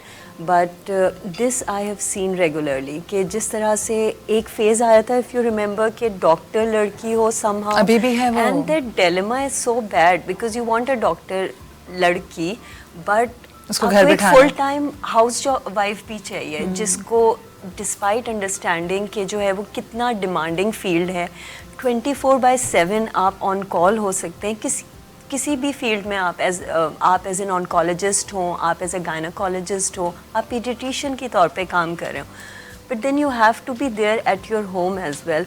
My sister is a specialist gynecologist, but how she is maintaining the balance between the house, she has beautiful daughters, उनकी पढ़ाई, उनका घर को मेंटेन करना, and then being a professional, because वो ड्यूटीज़, वो एक्सपेक्टेशन 100% होनी है, but then being at home भी आपको 100% देना है. और मुझे फील होता है कि हमारे ऊपर भी तो इमोशनल बर्डन आता है, because somehow we don't want to leave our house, like you were just talking about कि जो है वो बच्चों को छोड़ के आना कितना मुश्किल होता है हमारे लिए. So in true sense yes, ये चाहे आप अपनी मर्जी से करने निकलें या you are force to do it, वो प्रेशर, इमोशनल जो एक स्ट्रेस आपके साथ होता है वो तो रहता है आपके पास. बिल्कुल सही बात है. अच्छा मदिया, कुछ प्रेशर हम नेचुरली भी लेते हैं क्योंकि एज अ वुमन, है ना, क्योंकि एज अ वुमन आपके अंदर मदर इंस्टिंक्ट्स होते हैं तो हम लेते हैं, लेकिन कुछ प्रेशर एक्सटर्नल होता है डिस्पाइट नोइंग. बहुत दफ़ा पता होता है कि इसके पैसों से हमारी क्या क्या चीज़ें पे हो रही हैं, yet we make them feel कि ये अपनी चॉइस से निकली है. एग्जैक्टली. तो कभी आपने ज़िंदगी में फेस किया या आपके पास, जैसे हम जब काम करते हैं तो we meet a lot of colleagues, तो ये वाला जो एक एस्पेक्ट है इस पे क्या कहोगे कि ये जो और ये मेरा ख्याल है कि ऑलमोस्ट हर औरत ने कहीं ना कहीं किसी न किसी पॉइंट पे फील ज़रूर किया होता है कि I am working because of you and now you are disregarding it. I think कि हमारी सोसाइटी में जो डुअल स्टैंडर्ड्स है ना, like the standards which we made for the women, it's very different from men. Like either if we come to the performance, either we come towards the behavior, either we come towards the attitudes. जैसे अभी हम जैसे emotionally burnout की बात कर रहे थे, कितनी बार घरों में ऐसा होता है कि फॉर एग्जांपल हम घरों में अगर जो है वो फादर हैं या आपके हस्बैंड हैं and if they are having a bad day, तो obviously you are carrying all these things to your house and that's very natural. आप वो चीज़ें अपने वर्क प्लेस पे छोड़ के नहीं आ सकते. You carry that load to your home as well. कितनी बार हम अपनी फीमेल्स को ये लेवरेज देते हैं, काम तो हम भी करके आते हैं, आर्ग्यूमेंट्स हमारे भी होते हैं, we might also experience a very bad day at work, but अगर हम घर जाके ये चिड़चिड़ापना शो कर दें तो अलाउड नहीं है और उसको एक्सेप्ट भी नहीं किया जाएगा एक्चुअली. तो मतलब ये डुअल स्टैंडर्ड्स को ना एक्चुअली, क्योंकि ह्यूमन मतलब हमें ह्यूमन समझने की ज़रूरत है. मतलब यहाँ मेल्स और फीमेल्स की हम अभी अगर बात ना भी करें, मतलब अगर दोनों जेंडर्स काम कर रहे हैं तो काम करने की रिस्पॉन्सिबिलिटीज़ तो एक ही है ना. We both are facing the similar challenges. अब ऐसे कौन से ऑक्यूपेशंस हैं जहाँ पे आपको फीमेल्स नज़र नहीं आती. Initially there was a time that, initially क्या, मुझे अभी भी काफ़ी हद तक ऐसा लगता है बिकॉज जब हम स्टूडेंट्स से इनकाउंटर करते हैं that still the females are facing a very limited career choices. मुझे याद है जब मैंने अपना करियर स्टार्ट किया था, सो समहाउ रैंडमली किसी ने पूछा कि अच्छा आप क्या करती हैं, तो मैंने कहा मैं टीचिंग करती हूँ.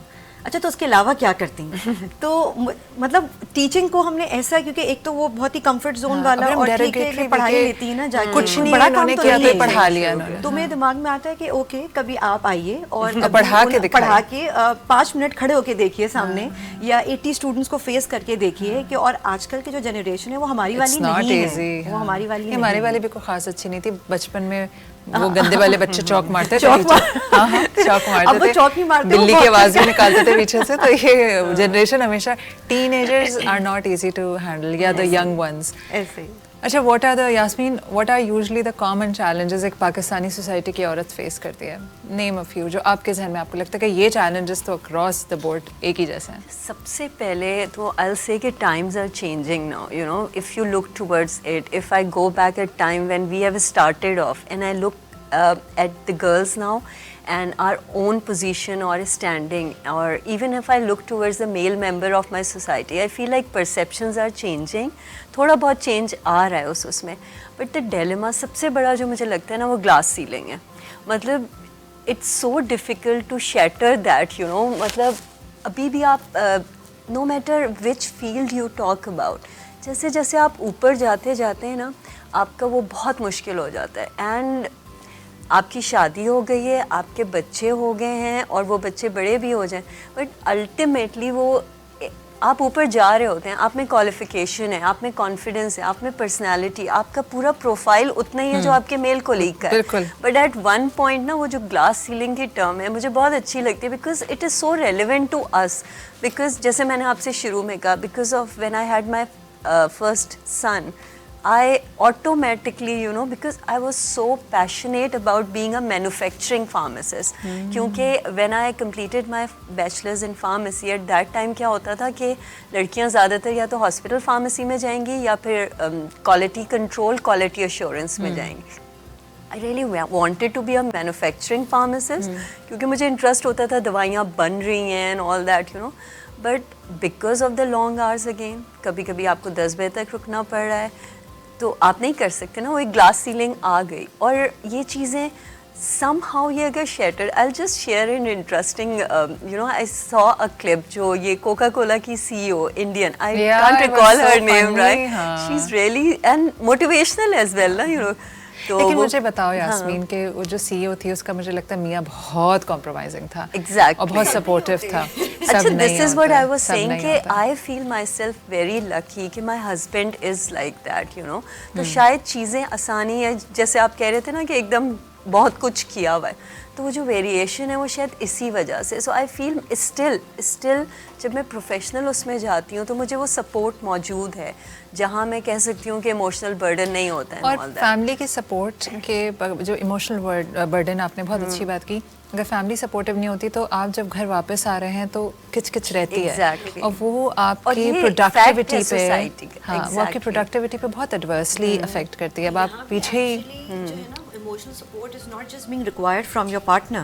Actually हमारे वहाँ जो joint family system है तो वहाँ पे तो सबको खुश रखना बहुत ज़रूरी है ना। तो अगर मियाँ खुश है, supportive है, तो still you can't meet बाकी खुश नहीं है तो कुछ अर्से बाद मियाँ भी ना खुश है। प्रेशर तो आता ही है ना, कहीं ना कहीं तो आता ही है। हाँ, मैं उसी बात पे करूँगी। सोसाइटी में as a woman, as a Pakistani woman, challenges तो एक तो उन्होंने कहा कि वो सपोर्ट, या हम कुछ ना कुछ ये देखते हैं कि हर चीज़ हमारे बच्चों के फैमिली के डायनामिक्स के इर्द गिर्द घूमे। हमारी करियर चॉइसेस भी वही होती हैं। इसके अलावा what do you think, what are the other challenges? एक लड़की फैसला करती है मुझे काम करना है, वो किस किस स्टेप पे क्या क्या चैलेंज? मतलब मुझे लगता है कि अगर मैं टॉप 3-4 या मैं बात करूं तो जैसे कि अभी यास्मीन कह रही थी, तो सबसे पहले तो मुझे लगता है कि हमारी सोसाइटी में फ़ीमेल्स की जो वो मदरहुड पेनल्टी है ना, I would call it as a motherhood penalty, because वो जो एक स्टीरियोटाइपिंग हो गई है कि जी अगर वर्किंग मदर है तो वो लेस कमिटेड होगी, लेस फोकस्ड होगी, इंगेजमेंट लेवल उसका इतना अच्छा नहीं होगा, दिमागी तौर पे हाजिर नहीं होगी, तो वो बच्चों के बाद हम उसको एक बहुत डिफरेंट तरीके से देखना शुरू कर देते हैं। क्योंकि हमारे वहाँ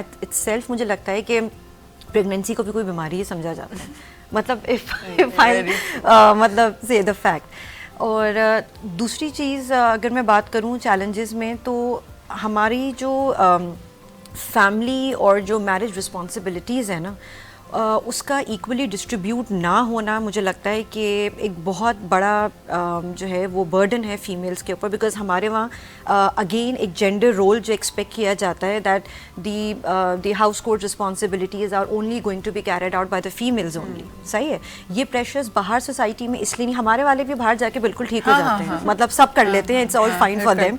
लेकिन यहाँ आके कितने घरों में हमने देखा है कि जी भाई आया, बेटा जल्दी से भाई आ गया, पानी का ग्लास रखो जाके।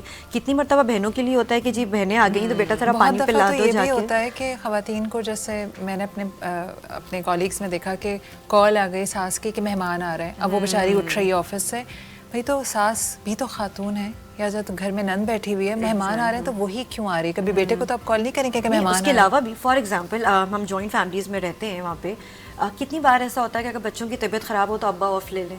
हाँ, मतलब कभी ऐसा भले अब्बा की जॉब इतनी सिग्निफिकेंट ना हो, माँ किसी बहुत अच्छे रुतबे पे, मैं यही तो कह रही हूँ कि वो आपको पेनलाइज भी किया जाए। कैसी माँ हो तुम, मतलब अपने बच्चे का ख्याल नहीं है।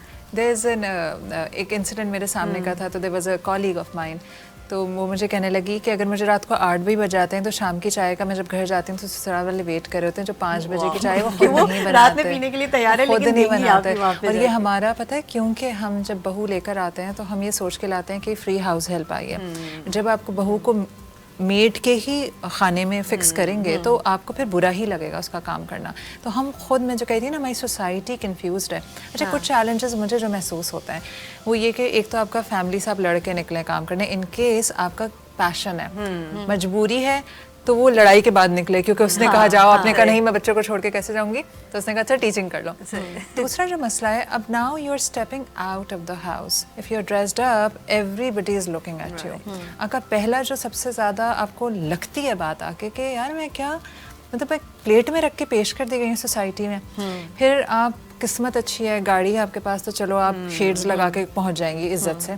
नहीं है, बसों के धक्के खाने, तो आप वो जो घर से एक हरासमेंट के बाद निकल रही हैं, फिर आप पब्लिक में हरास हो रही हैं, बस में आपको कोई छू रहा है, कभी कुछ कर रहा है, कोई धक्का लग रहा है, फिर अगर आप मजबूर हैं खुदा न खास्ता, ताकि बॉसेस आपको हरास करता है। हमारे यहाँ एक मजबूर औरत या ऐसी औरत जिसे हमें पता हो कि पैसों की वजह से इसके हाथ पांव बंधे हुए, तो हम उसको एक्सप्लॉइट करते हैं, हम उसको डराते हैं, धमकाते हैं, हरास करते हैं। तो ये जो working women challenge, it's not only marital problems या जॉइंट फैमिली के issues, it starts from the family, और ये पूरे रास्ता एंड देन वर्क, और फिर if she is very competent, वो एज ए थ्रेट देखी जा रही होती है, और कॉम्पिटेंस के बावजूद अगर वो कंसीव कर ले, प्रेग्नेंट हो जाए, तो सबसे पहले आदमी ये कहता है मैं ये तो इनका रिज़ाइन करवा दो। I know somebody who was working on a very good position, और जब बच्चा पैदा हुआ उनका, तो उस दौरान तक उन्होंने किसी और को हायर कर लिया था, although she took the maternity leave. तो हमारे यहाँ एज अ वुमन आपकी कोई एक तो थैंकलेस है, no matter what you are doing. Exactly. तो ये मेरे हिसाब से तो ये सोसाइटी एक पूरा मुरब्बा है प्रॉब्लम्स का, और जिसमें हम सालों से काम कर रहे हैं। दूसरी बात है, हम सालों से काम भी क्यों कर रहे हैं, we know what we are paying, मतलब कौन से बिल्स हम पे कर रहे हैं। समटाइम्स इज द फी, बच्चों की फ़ी आपकी जिम्मेदारी है, किराया मियाँ की जिम्मेदारी। Sometimes you are a single mother, तो सिंगल मदर के लिए एक बात थोड़ी सी लंबी हो रही है, फिर मैं आप लोगों पे आऊँगी। There is a very good friend of mind, she is working on a very decent position, अच्छा वो हेड ही कर रही है एक डिपार्टमेंट को, तो and she is a single mom. तो कहने लगी कि कुछ प्रॉब्लम हुई डिपार्टमेंट में, उन्होंने कहा कि अब हमें कट डाउन करना पड़ेगा। तो कहने लगी कि मैं जब घर आई, आई क्राइड सो मच, क्योंकि I have nobody to fall back on. मेरे वालिदैन नहीं है, मेरा शौहर नहीं है, बाकी सबके पास तो कोई ना कोई फैमिली मेम्बर है, और वो यही सोच रहे थे औरतों को निकाल दो, क्योंकि ये तो हमारे परसीव ही ऐसा किया जाता है कि फारिग हैं, मर्द की नौकरी रखो। Now coming back to you Yasmin, आपके बच्चे हैं माशाल्लाह, तो आपको क्या लगता है कि एज अ मदर क्या ऐसी फैसिलिटीज़ कहीं ना कहीं होती तो आप शायद दूसरी चीज़ें भी परसू कर पाते हैं, या क्या पॉलिसीज़ चेंज करनी चाहिए हमारे इदारों को? अच्छा, I worked at the institution which that have facilitated me, but ये जो आपके child minding facility, that's the biggest thing which should be there, right? या फिर ये समझना चाहिए ऑर्गेनाइजेशंस को कि when a female is coming, और अगर वो एट ईज़ कर दी जाए फ्रॉम द मेजर फैक्टर जो आप उसका समझते हैं कि हिंड्रेंस हो सकता है, so that person is going to be so productive at work as well, knowing that कि आपका बच्चा जो है वो आपसे थोड़ी दूर जो है वो डे केयर में आराम से कर। There are organizations which are bringing that in now, और this is going to be you know a very good thing. सबसे पहले एक ये डे केयर की होना चाहिए, दूसरा they are bringing it in जो मैटरनिटी लीव बढ़ रही है आपकी। अब I have heard, I am not sure क्योंकि वो शायद मैटरनिटी लीव का ड्यूरेशन यहाँ पर भी इंक्रीज कर रहे हैं। I've heard, पैटर्निटी लीव का कॉन्सेप्ट मैंने पहली दफ़ा पाकिस्तान में सुना है। सो व्हाट मदिया वाज सेइंग कि हाँ, सो अब नाउ looking forward towards लेकिन ये that, मल्टीनेशनल्स या ज़रा अच्छी organisations exactly that is the thing कि बहुत ही लिमिटेड उस पर है, एंड देन रिप्लेसेबल बहुत ईजली है ना आपको, तो आपको सर्वाइव करना पड़ता है। आई ऑलवेज बिलीव कि जब हम बाहर आते हैं तो हमें एक्चुअली जो है मर्द बनना पड़ता है to prove our worth to be where we are. तो हमें वो करना पड़ता है, वो फेमिनाइन और मैस्कुलाइन का जो वो है। अच्छा, कहीं कहीं आपको औरत होने के फ़ायदे भी होते हैं, मैं इससे डिनाई नहीं करूँगी। हाँ, क्योंकि लोग बहुत से आदमी मुझसे कहते हैं कि यार इंटरव्यू के लिए 5 आदमी बैठे हों, एक लड़की आ जाए उसकी जॉब हो जाती है, लेकिन उसके बाद वो जो लड़की फिर सफ़र दूसरी तरीक़ों से करी होती है, जो उसकी शक्ल की वजह से अगर उसको हायर किया है तो फिर कोई और एक्सपेक्टेशंस भी है उससे कि वो आई कैंडी होती है बेचारी। आप टीचिंग में हैं, और आपके पास तो बहुत बड़ा एक क्या कहूँगी एक अपॉर्चुनिटी है, बल्कि आप दोनों ही, कि आप मर्दों का माइंडसेट पे काम कर सकती हैं। सिंस जो स्टूडेंट्स होते हैं दे जो टीचर की आवाज़ होती है उनकी सबकॉन्शियस की बन जाती है, तो have you tried vocalising your concerns या चैलेंजेस? क्योंकि जो कोर्सेज हम पढ़ा रहे होते हैं, लाइक फॉर एग्जांपल स्पेशली जो मेरा एरिया है, like if you talk about HR, या अगर हम बात करते हैं ऑर्गेनाइजेशनल बिहेवियर की बात कर रहे होते हैं, लाइक HR साइड पे हम डिफरेंट लॉज की बात कर रहे होते हैं, जो कि सिविल राइट एक्ट लॉज होते हैं, जो कि फीमेल्स के लिए भी होते हैं और मेल्स के लिए भी होते हैं, because we talk about employees and both the genders come under the umbrella of the employees. Like जैसे अभी हम यहाँ पे बात कर रहे थे कि how the organisations can actually facilitate this biasness, तो मैं तो कहूँगी कि ना मिटर्निटी ना पिटर्निटी, पेरेंटल लीव होनी चाहिए, बिकॉज बच्चा दोनों की जिम्मेदारी है। सो अगर दोनों जेंडर्स को इक्वली अकोमोडेट किया जाएगा, so that is a complete balance, कि जहाँ पे, क्योंकि फादर्स को भी अपने बच्चों की जिम्मेदारी का समझना बहुत ज़रूरी है, क्योंकि हमारी सोसाइटी में वो जो अगेन वही स्टीरियोटाइपिंग है कि only mothers should take care of the parents. तो हम ये देखते हैं कि हमारे सोसाइटी में वाकई फादर्स और बच्चों में बहुत गैप होता है, बहुत कम्युनिकेशन गैप होता है। कोई भी चीज़ अगर पास ऑन करनी है, परमिशन लेनी है, कुछ नहीं है, तो वो पहले अम्मी के पास जाएगा, फिर अम्मी जो है वो उसकी अप्रूवल लेंगी। तो वाई मतलब they should be an open communication, कि जहाँ पे जो है वो दोनों पेरेंट्स जो है वो फैसिलिटेट कर सकें। फिर मुझे लगता है कि जैसे अभी हम कहते हैं कि जो एक सोसाइटी की जेंडर रोल एक्सपेक्टेशन है ना, कि a women is consider to be caregiver, एक बहुत ही मॉडेस्ट है या बहुत ही जो है वो ख्याल रखने वाली रोल के अंदर आ रही होती है, तो उसकी वजह से हम उसको उसके इमोशनल सेंसिटिविटी की वजह से उसको बहुत सारे डिसीजन मेकिंग रोल से घर से अलूफ कर देते हैं। घरों में भी आप देखें, हमारी मेल डोमिनेंट सोसाइटी है, how many times we give chance to the females, या अपनी घरों में अपनी माओं को या अपनी बीवियों को इजाज़त देते हैं कि कोई मेजर डिसीजन अगर लिया जा रहा है तो उनको पार्ट बनाया जाए। यही वो रीज़न होता है कि उनकी वो डिसीजन मेकिंग क्वालिटी इतनी वीक हो जाती है कि हमारी ऑर्गेनाइजेशन में बहुत फ्यू लीडरशिप पोजीशंस होती हैं जहाँ पे उनको कंसिडर किया जाता है। और आजकल जो एक फिनोमेना की हम बात कर रहे हैं, इंक्लूसिविटी, ठीक है, या हम डाइवर्सिटी की बात करते हैं, तो मतलब ऑनेस्टली स्पीकिंग मुझे लगता है कि अभी भी ऑर्गेनाइजेशंस के अंदर कुछ पोजीशंस के अंदर just to show them the diversity हम वो पोजीशंस फिल करते हैं, बट एक्चुअली अंडरलाइंग जो रूट कॉज है हम उसको एड्रेस अभी भी नहीं कर रहे। We don't encourage it. Drama है ऑन द फेस ऑफ कि हाँ जी, अच्छी बड़ी कंपनीज में भी यही है कि मेजर पोजीशंस पे भी just to give them appearance of कि जी हमारे पास जेंडर डाइवर्सिटी है, बट वो हाथी की दांत दिखाने के और खाने के कुछ और, तो वो ये वाला। अच्छा, आपने बहुत अच्छी बात की डिसीजन मेकिंग। मैं तो इवन ये भी बात करती हूँ, लोग कहते हैं ना कि हमारे यहाँ लव मैरिजेस नहीं होती हैं, अरेंज मैरिजेस होती हैं, वहीं से बहुत कुछ स्टेम होता है, बहुत सारे प्रॉब्लम्स होते हैं, क्योंकि दो मुख्तलिफ लोगों को हम ज़बरदस्ती एक बंद कर देते हैं एक रिश्ते में। तो अगर मैं लोगों से कहती हूँ कि लेट योर चिल्ड्रन डिसाइड, वो कहते हैं उल्टा सीधा डिसीजन ले लेगा। तो मेरा पॉइंट ये होता है कि why don't you bring up your children in a way कि वो डिसीजन मेकर्स बन सकें, वो डिसीजन लेने के लायक हों। आप अगर इतना डरते हैं गलत डिसीजन लेगा, तो आप उसको प्रिपेयर करें फॉर द राइट डिसीजन। और यहाँ पे ही जब हमारा डिसीजन शादी जैसे बड़े फैसले पे हमसे कभी कोई नहीं पूछता, तो ये तो दूसरी है। मेरे ख्याल में इसी चीज़ पे जैसे अभी आपने कहा कि शादी वाली बात में, अब यहाँ क्योंकि हम यहाँ पे फीमेल्स के रोल की बात कर रहे हैं, तो अभी भी मुझे लगता है कि हम ऐसी सोसाइटी का पार्ट हैं कि अगर हम कभी खाने की दस्तरखान पे या टेबल पे बैठे होंगे और अगर कोई लड़का कहता है कि जी आई लाइक समबडी, तो उसको जो है वो बड़ी जॉली तरीके से, वो बच्चा बड़ा हो गया है और अब इसके लिए डांट पड़ जाती है कि ये, और अगर यही चीज़ अगर एक बच्ची जो है वो कह दे आई लाइक समबडी, तो ऐसा लगता है बस तलवारें निकलने की देर होती है। अगर गलती है तो फिर दोनों ही कर सकते हैं, क्योंकि हमें ये लगता है कि हमें बहुत मायूब बात लगती है और हमें इस तरह की खवातीन पसंद नहीं है जो ये अपनी वैसे ही अपना पैशन बता दें, तो बुरी बात है, तो लड़का बता रही है ना। अच्छा, मुझे बताइए कि हाउ हैव यू मेंटेन्ड, क्योंकि कुछ ना कुछ जब आपको काम करना होता है तो कहीं ना कहीं बाउंड्री बनानी होती है, कहीं आप नो कहना सीखते हैं, अरे वरना तो बर्न आउट हो जाएगा और फिर आप रो रहे होंगे घर में बैठ के। तो आपने अपने लिए ऐसा क्या किया which has helped you still working, although you just told me कि आपने फैमिली के हिसाब से अपनी सारी करियर चॉइसेस रखी, लेकिन कहीं ना कहीं हम भी कुछ ना कुछ बाउंड्री सेट करते हैं। तो what have you done for yourself and what do you suggest? I've been very clear about my boundaries since the very beginning. Like, you know, I know this thing how I have to move about wherever I am working. So you are right with that कि मुश्किल होती है, but then if you are persistent with what you want or how you want to be perceived, तो फिर लोग उसको accept करना शुरू कर देते हैं.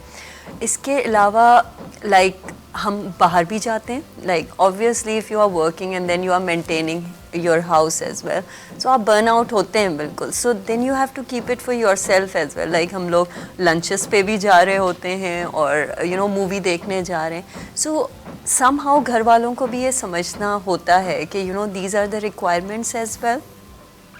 लेकिन मैं एक बात यहाँ पे कहूँगी कि I feel really optimistic for the future, क्योंकि अब जो जनरेशन आ रही है या अब अगर मैं अपनी फैमिली को देखती हूँ और जब मैं अपने बच्चों से बात करती हूँ, I both sons actually, so I feel like कि ये जो हमारी जनरेशन है फीमेल्स की, the way we have a bigger responsibility.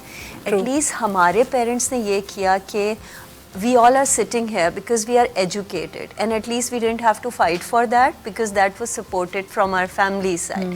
So ये शायद उनका change था जो पिछली generation से आया, और now I feel like it's a bigger responsibility with all of us where we can shape the minds. Like मदिया ने बहुत अच्छी बात की कि जिस तरह ये सारे students के साथ बात कर रही होती है, I have sons, how I'm molding their minds towards the future things. How I'm teaching them to respect the lady which is going to be, you know, your life partner. Decision making की बात हो रही थी, emotional intelligence की बात हो रही थी, so सबसे बड़ी बात यही है कि how to maintain that balance as well ना। एक लड़की अगर आपके पास आ रही है अपनी पूरी life गुजारने के लिए, how you have to give respect to them, but then you don't have to disrespect your own family as well. Very So true. ये changes हम लोग अपने students के साथ अपने, because now we are educated and the change we want to see in the society, this is how we can cultivate the minds. और वो change आ रहा है माशाल्लाह, मुझे लगता है कि कहीं ना कहीं वो positive change society में आ रहा है, और इंशाल्लाह अगली generation तक हम वो चीज़ मेरे ख्याल है 2 देखेंगे। जनरेशंस लगेंगी, उसका रीज़न Exactly, बताती हूँ हाँ। क्यों। हम जिस सोसाइटी के सेक्शन को ये बिलोंग करते हैं, वहाँ पे हम अपने ही जैसे लोगों में मूव करते हैं, तो हमें लगता है कि चेंज आ रहा है। When I connect with masses या नए social class तो नहीं कहूँगी, different mindsets. Yesterday I met somebody और उनकी बेटियाँ अब इसी दौर की हैं, लेकिन उनके यहाँ इतना भी अलाउ नहीं है कि वो लड़की अपनी पसंद का खाना बना सके, चमचा इधर से उधर कर सके, and well educated girls. तो अभी masses में change आने में शायद 50 साल तो हैं, क्योंकि हमें ऐसा लगता है कि जो हमारी फैमिली का माहौल है या वो है बहुत सीक्रेट, और हमारी जो ख़ानदानी रिवायात हैं वो बिगर हैं देन समवन्स एस्पिरेशंस। मदिया आप बताओ कि लेट्स सम दिस कॉन्वर्सेशन आप कि टुवर्ड्स द एंड अगर कोई कुछ कहना चाहो, कोई भी एज अ वर्किंग वुमेन, 2 चीज़ें मैं कहना चाहूँगी कि एक तो ये कि obviously we are good managers because we are handling the things outside and as well as inside. तो एक तो ये कि if a female has an aspiration and she is passionate about to work, don't overdo.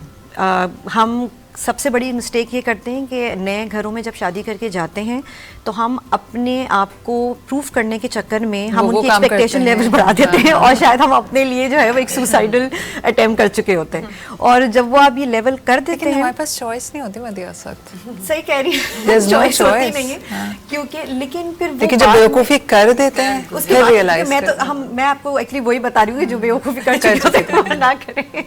So don't overdo, because again boundaries are very important, they needs to be set. और जब आप बाहर जा रहे हैं काम करने के लिए, so you need to be vocal about what you like it and what you don't like it. मतलब इफ़ अगर आप हर चीज़ को एक्सेप्ट करना शुरू कर देंगे तो कहीं ना कहीं वो आपकी डिग्निटी को भी हर्ट करेगा और आपका इमोशनल बर्नआउट स्टेट बहुत जल्दी आ जाएगा। और कहीं ना कहीं जब आप अपने लिए खड़े होना सीखेंगे, you might get a flashback, but लोगों को पता चल जाएगा कि ठीक है कि आप इनके साथ किस तरह उसी तरह डील करते हैं आपसे, फिर वो आपके साथ मैस भी नहीं करते, है ना। And I truly believe on this कि अगर आप अपनी बाउंड्रीज सेट करके निकले हैं तो जैसे अक्सर होता है ना कि लोग आपके फिजिकल अपीयरेंस पे बैठ के भी, तो लोग अक्सर मुझसे ये बात करते हैं कि how come you are teaching the MBA students and undergrad students and you look so small, so you haven't मतलब you haven't been you haven't you look so young mashallah. so you haven't been bullied in the class. तो मैंने कहा you need to set the boundaries in the first class. Exactly. उसके बाद आप उनके साथ So करें, it मौज gets मस्ती so करें, easy. बच्चे हैं आप उनके दिमागों के साथ जो है वो they are the future pillars actually. मैं भी मदिया को काफ़ी सालों से जानती हूँ, यहीं रह गई है, प्रिजर्व हो गई मदिया।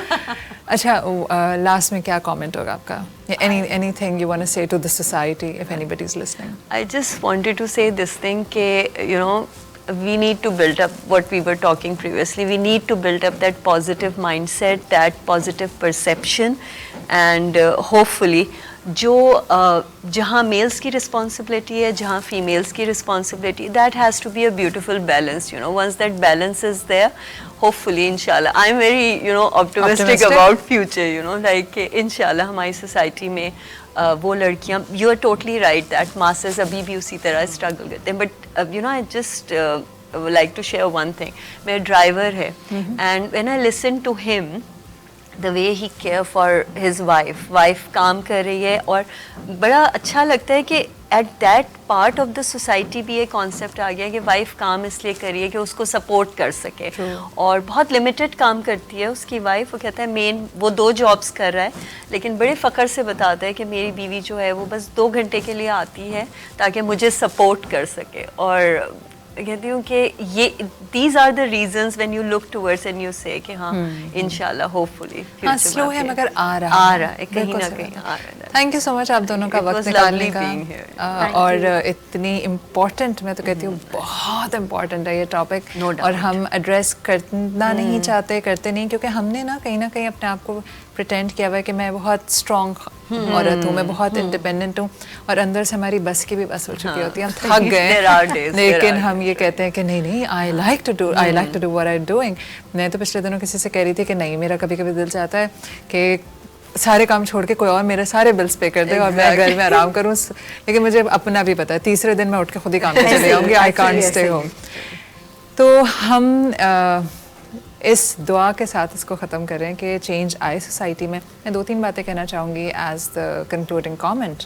एक तो ये मैंने एक बात कही कि घर से निकलना ही एक चैलेंज होता है, महाज होता है. बहुत दफ़ा हमारा बिल्कुल दिल नहीं चाहता और हमें फोर्स किया जाता है काम करने, और फिर गैस लाइट भी किया जाता है और गिल्ट ट्रिप पे भी भेजा जाता है.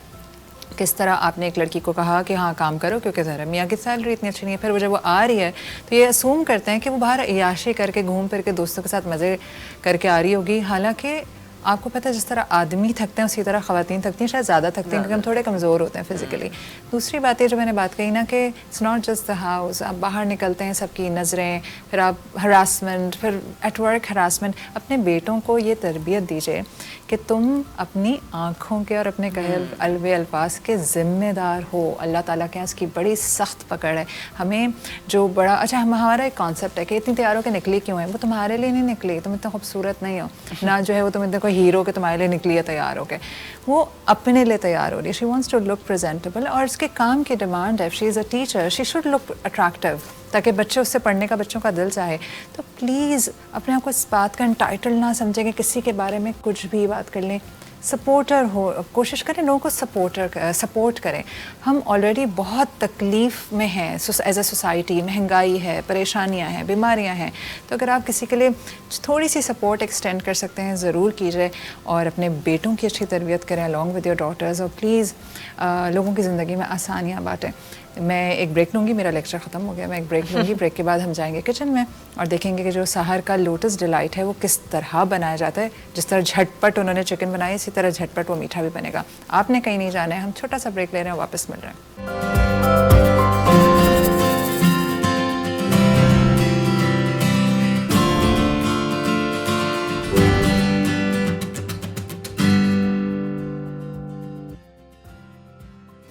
तो जनाब मैं मौजूद हूँ किचन में, और जो मेरे साथ सहर हैं उन्होंने जो चिकन नहीं मैं फ्राई करी थी और गिरा भी रही थी वो बिल्कुल तैयार हो गई. पहले हम उनसे बात करते हैं कि चिकन जो है वो मतलब रेडी है टू सर्व है, पहले वो दिखाते हैं और फिर हम डिज़र्ट की तरफ आएंगे. तो जनाब सहर, आपकी चिकन तैयार है और प्लेटर में. अच्छा, आपने क्या किया था कि वो जो हमने फ्राई की थी चिकन, उसके बाद जो सॉस बनाई थी उसमें ही हमने चिकन डाली, सिर्फ लपेटा मसाले को, उसको उसमें और हमने डिश आउट कर दिया. बिल्कुल डिश आउट. ठीक है, नाउ इट्स डन. हम क्या बना रहे हैं? अब हम बना रहे हैं लोटस डिलाइट.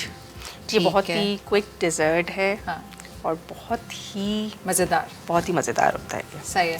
तो इस झटपट डिज़र्ट में हम क्या क्या डाल रहे हैं? एक तो ये आपने केक लिया है, ये सुपर केक है जो आम मिलता है लाल रंग के पैकेट में लंबा, और यही केक लें, कोई और केक ना ले? यही लें तो अच्छे, इसका टेस्ट अच्छा. बिल्कुल. ठीक है. इसमें आप यहाँ मुझे दूध नज़र आ रहा है, जी। क्रीम। दूध में मैंने नोटिस किया था आप कुछ गर्म करके कुछ जी, मिला रही ये थी। वार्म मिल्क है, कितना? तो इसको हमने अब रूम टेम्परेचर पे कर लिया है, 2 कप्स।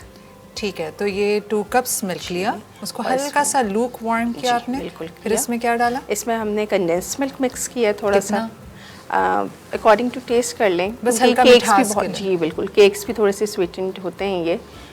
और उसके बाद हम लेंगे व्हिपिंग क्रीम। तो 1 टेबलस्पून कंडेंस मिल्क जी, और 2 कप मिल्क में आपने मिला लिया। मिला लिया इसको। सही है, तो ये हमारा मिल्क तैयार हो गया। अब ये है व्हिपिंग क्रीम। ये व्हिपिंग क्रीम है, इसमें भी हमने अच्छा, व्हिपिंग क्रीम और आम क्रीम में क्या फ़र्क है?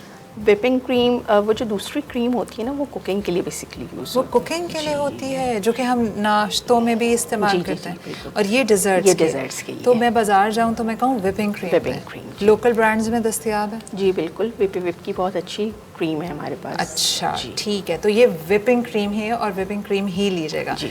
अच्छा, व्हिपिंग क्रीम में मैंने क्या ऐड करना है? कितनी है ये व्हिपिंग क्रीम? ये 200 ग्राम्स है। एक पैकेट में 200 ग्राम आता है?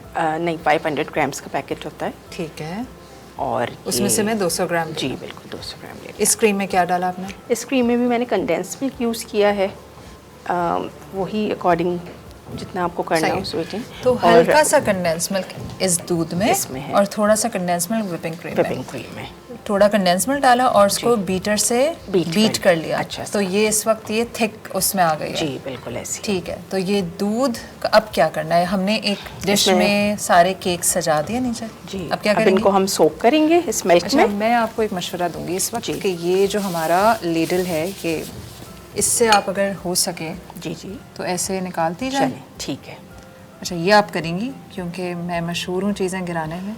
ठीक है, ये मैं करती हूँ। तो ये रिस्क आप लें। सहर, आप पहली मर्तबा सहर नहीं, सहर आप first time on screen cooking करें, बिल्कुल। तो क्या लग रहा है? आसान लगा, मुश्किल लगा? अच्छा एक्सपीरियंस रहा। अच्छा, रहा इन्होंने माशा- बहुत ही पॉलिटिकल जवाब दिया, सियासी बयान। अच्छा एक्सपीरियंस रहा। एक्सपीरियंस सारे अच्छे होते हैं। मतलब मुश्किल, बहुत मुश्किल लगा या फिर ठीक था? नहीं, ठीक था, सही था, अल्हम्दुलिल्लाह। चलो दोबारा आएंगी? इंशाल्लाह। चलो, इसका मतलब है कि सही रहा। अच्छा, ये बताइए ये सर कि अच्छे से- आपकी ये वन जी। ऑफ द स्पेशलिटीज़ है ना? जी, और क्या? अच्छा सहरा, वैसे अलावा कम salads बात हैं। करती हैं या कैमरा ऑन होने की वजह से कम बातें नहीं, कर मैं रही कम बात करती हूँ। हैं? और ये कम बात करने वाला शख्स मुझे बहुत अच्छा लगता है, क्योंकि मुझे खुल के जो मैं कह रही होती हूँ कह रहे होते हैं जी। ये कैसा है? अच्छा। बच्चों में कौन कौन कम बात करता है और कौन ज़्यादा करता है, बताएं। बच्चों में जो मेरी सेकंड वाली बेटी है वो बहुत कम बात करती है, बाकी तो सभी माशाल्लाह बहुत बोलते हैं। क्या? सभी बोलते हैं, बहुत सभी बोलते हैं, क्योंकि यूजुअली क्या होता है कि जो कम बात करने वाले उसके इर्द गिर्द इतनी बातें हो रही होती हैं कि वो कम बात करता कम बात करते हैं। अच्छा, मैं ये कहती सहर कि ये आपकी एक स्पेशल डिशेस में से एक जी। है, और कौन कौन सी ऐसी डिशेस हैं जो आपकी स्पेशलिटी है? कैफे नियो ग्रिल में अगर मैं ऑर्डर करूँ तो वो जी। कौन सी चीज़ें जो आप, होता है ना हम रेस्टोरेंट में जाते हैं, हम कहते हैं हाँ भाई क्या अच्छा है आपके क्या यहाँ, अच्छा है आपके तो यहाँ? बताइए क्या अच्छा है कैफे नियो ग्रिल अच्छा में? माविश, मेरी ना सैलेड्स बहुत डिफरेंट हैं। कौन कौन सी, कुछ चंद नाम लें। बीफ टेरियाकी सैलेड है, चिकन हॉइजन सैलेड है, और वॉलड्रॉफ सैलेड है चिकन। वो ऐसी कुछ सैलेड्स ऐसी हैं कि आप उनको सैंडविच भी कर सकते हैं। हैं? ये कैसे होता है? मतलब अच्छा, ये यू आर डन, या, मैं हटा लूँ? जी जी बिल्कुल। अच्छा, कैसे सैंडविच कर सकते हैं? आप उसको एज अ सैलेड चाहें एज अ सैलेड खा लें, आप उसको क्रोइसॉन्ट्स में जो है वो सैंडविच करके खाना चाहें तो इस तरह, इंशाल्लाह तो मैं croissant की फिलिंग हो जाती जी है। फिलिंग हो जाती है। इंशाल्लाह मैं क्या? इंशाल्लाह कमिंग उसमें वीक में या कोई ऐसी अपॉर्चुनिटी होती है तो एक सैलेड जो है वो मैं करके दिखाऊंगी इसी तरह से हमें कि तो जो हम खाने का सैंडविच मौका चाहिए, फिलिंग हम भी जरूर जो बुला जी लेंगे। बिल्कुल। और उसके अलावा अरबिक है। अरबिक क्या है? अरबिक में हमस प्लेटर है। मैंने आपसे शावरमा ऑर्डर किया था। यस, है ना? शवरमा। इनके शवरमा भी बहुत tasty स्पेशल है, बहुत डिफरेंट है। और काफी उसके पहले अलावा- ऑर्डर किया था I think. Ji, feta platter है, फेटा चीज फेटा प्लेटर। चीज प्लैटर है, जबरदस्त। ये बिल्कुल डिफरेंट सी जो है वो प्लेटर्स इनका हैं। हुमस प्लैटर बहुत मज़ेदार है, लोडेड hummus प्लेटर, बहुत बहुत मज़ेदार। It was so tasty, so delicious. Loaded with olives and different veggies, हाँ, सीजनल वेजीज एंड फ्रूट्स। तो कैफे नियो कैफिनियो एंड ग्रिल। कैफिनियो तो कैफिनियो। नाम बदल लो यार। कैफिनियो एंड ग्रिल का हुमस प्लैटर आप ज़रूर ट्राई कीजिएगा। अब क्या है? अब हमने ये सोक कर दिया, जी, थोड़ी देर में पूरा सोक कर लेगा। अच्छे से सोक कर लीजिए ठीक है, इसको, ठीक है। अब क्या करना है? अब बस हम इसके ऊपर ये क्रीम पोर करेंगे और क्रीम अच्छे से डाल देंगे इसके चलिए, ऊपर। अब आप क्रीम डाल लीजिए। क्रीम डाल देंगे, उसके साथ ही हम ये करते हैं कि जो हमें ऊपर ड्रिजल करनी है ना, ये हाँ, लोटस डिलाइट, सही है, लोटस स्प्रेड लेंगे हम 1 टेबल स्पून। सही है। ठीक है, फिंगर से कर लें। लोटस स्प्रेड लिया 1 टेबल स्पून। जी। इसमें हमने थोड़ा सा ऑयल डालना है क्योंकि ये बहुत थिक होता है माविश। जी जी, वो नज़र आ रहा है। हटा लूँ लोटस या आपको और चाहिए नहीं, होगा? बस इसको हम कैनोला ऑयल यूज़ करते हैं। Cannula oil. जी बिल्कुल, कोई और सही है। ऑयल यूज़ नहीं करते हैं हम इसके अंदर। अच्छा, जब तक ये थोड़ा सा रनी कंसिस्टेंसी में ना आ जाए। बिल्कुल, ये ऑयल से ही होगा? ऑयल से ही होगा। Okay, right. डिज़र्ट्स में कौन कौन से आपके अच्छे चलते हुए रिकमेंडेड डिज़र्ट्स हैं, ये बताइए। एक तो लोटस डिलाइट है, ब्लूबेरी चीज़ केक है। अच्छा, ब्लूबेरी चीज़ केक आप जी। बनाते हैं? और उसके अलावा बताती हूँ, टिरामिसू है। टिरामिसू भी। अच्छा, अब क्या करना है? अब हमें ये अब उठा हम के इसके अंदर इसको क्रीम को जो है ना इसके ऊपर बस कर देंगे ड्रिजल। ये जो ये है, देख रहे हैं, ये जो फ्लफी सा टेक्सचर आ रहा है ना, ये व्हिपिंग क्रीम का ही आता है। ठीक है ठीक है ठीक है, सही है। अच्छा, अब ये क्रीम आपने डाली और इसके ऊपर अच्छा, हम अभी तो एक इसको मिनट मुझे क्विक दे। करना चाह रहे हैं ना, वरना वैसे यूजुअली हम बनाते हैं तो थोड़ा सा इसको 10 to 15 मिनट्स जो है ना सोक होने दें केक्स सही है, को। सही है, वो हम कर लेंगे। ठीक है, ये हमने जो है वो क्रीम की हमने यहाँ पे ये कर दिया। फिर क्या करना है? अच्छे से इसको सेट करके पूरा कवर हो जाए। सोक हम कितनी देर तक करें? 15 मिनट्स में अच्छे सोक हो जाएंगे और फिर हम अगर उसी में छोड़ दें थोड़ी देर, हाँ, तो सही अच्छे है। से हो जाएगा सोक। ठीक है। अगर आप घर में बना रहे हैं तो आप 15 मिनट के लिए इसको छोड़ दें। इसके ऊपर आप इसको सेटिंग छोड़ दें। ये सब जो घर में कर रहे हैं ना वो कर लेंगे आप। अब इसके वो कहाँ गया जो छोटी सी स्टिक थी? ये रही, मेरे पास रही। ठीक है ठीक है। अब इसमें हमने जो ऑयल के साथ इसको थोड़ा सा रनी किया था लोटस का जो स्प्रेड है उसको। Lotus spread is very expensive ना, इसीलिए हम इसको थोड़ा सा बस थोड़ा सा यूज़ कर रहे हैं बस। अच्छा, हम इसमें लोटस बिस्किट्स जो हैं उसको करके थोड़ा सा, मैं आपको इसमें हेल्प कर देती हूँ।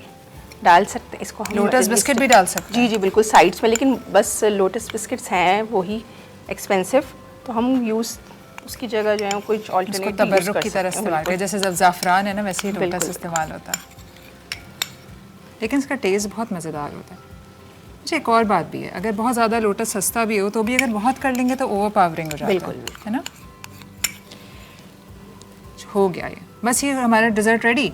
Dessert ready. Wow, that was quick. इसको आप ठंडा ठीक करेंगे, है। ठंडा बहुत अच्छा लगेगा। सही, ये यहाँ रख दीजिए so that everyone can see this.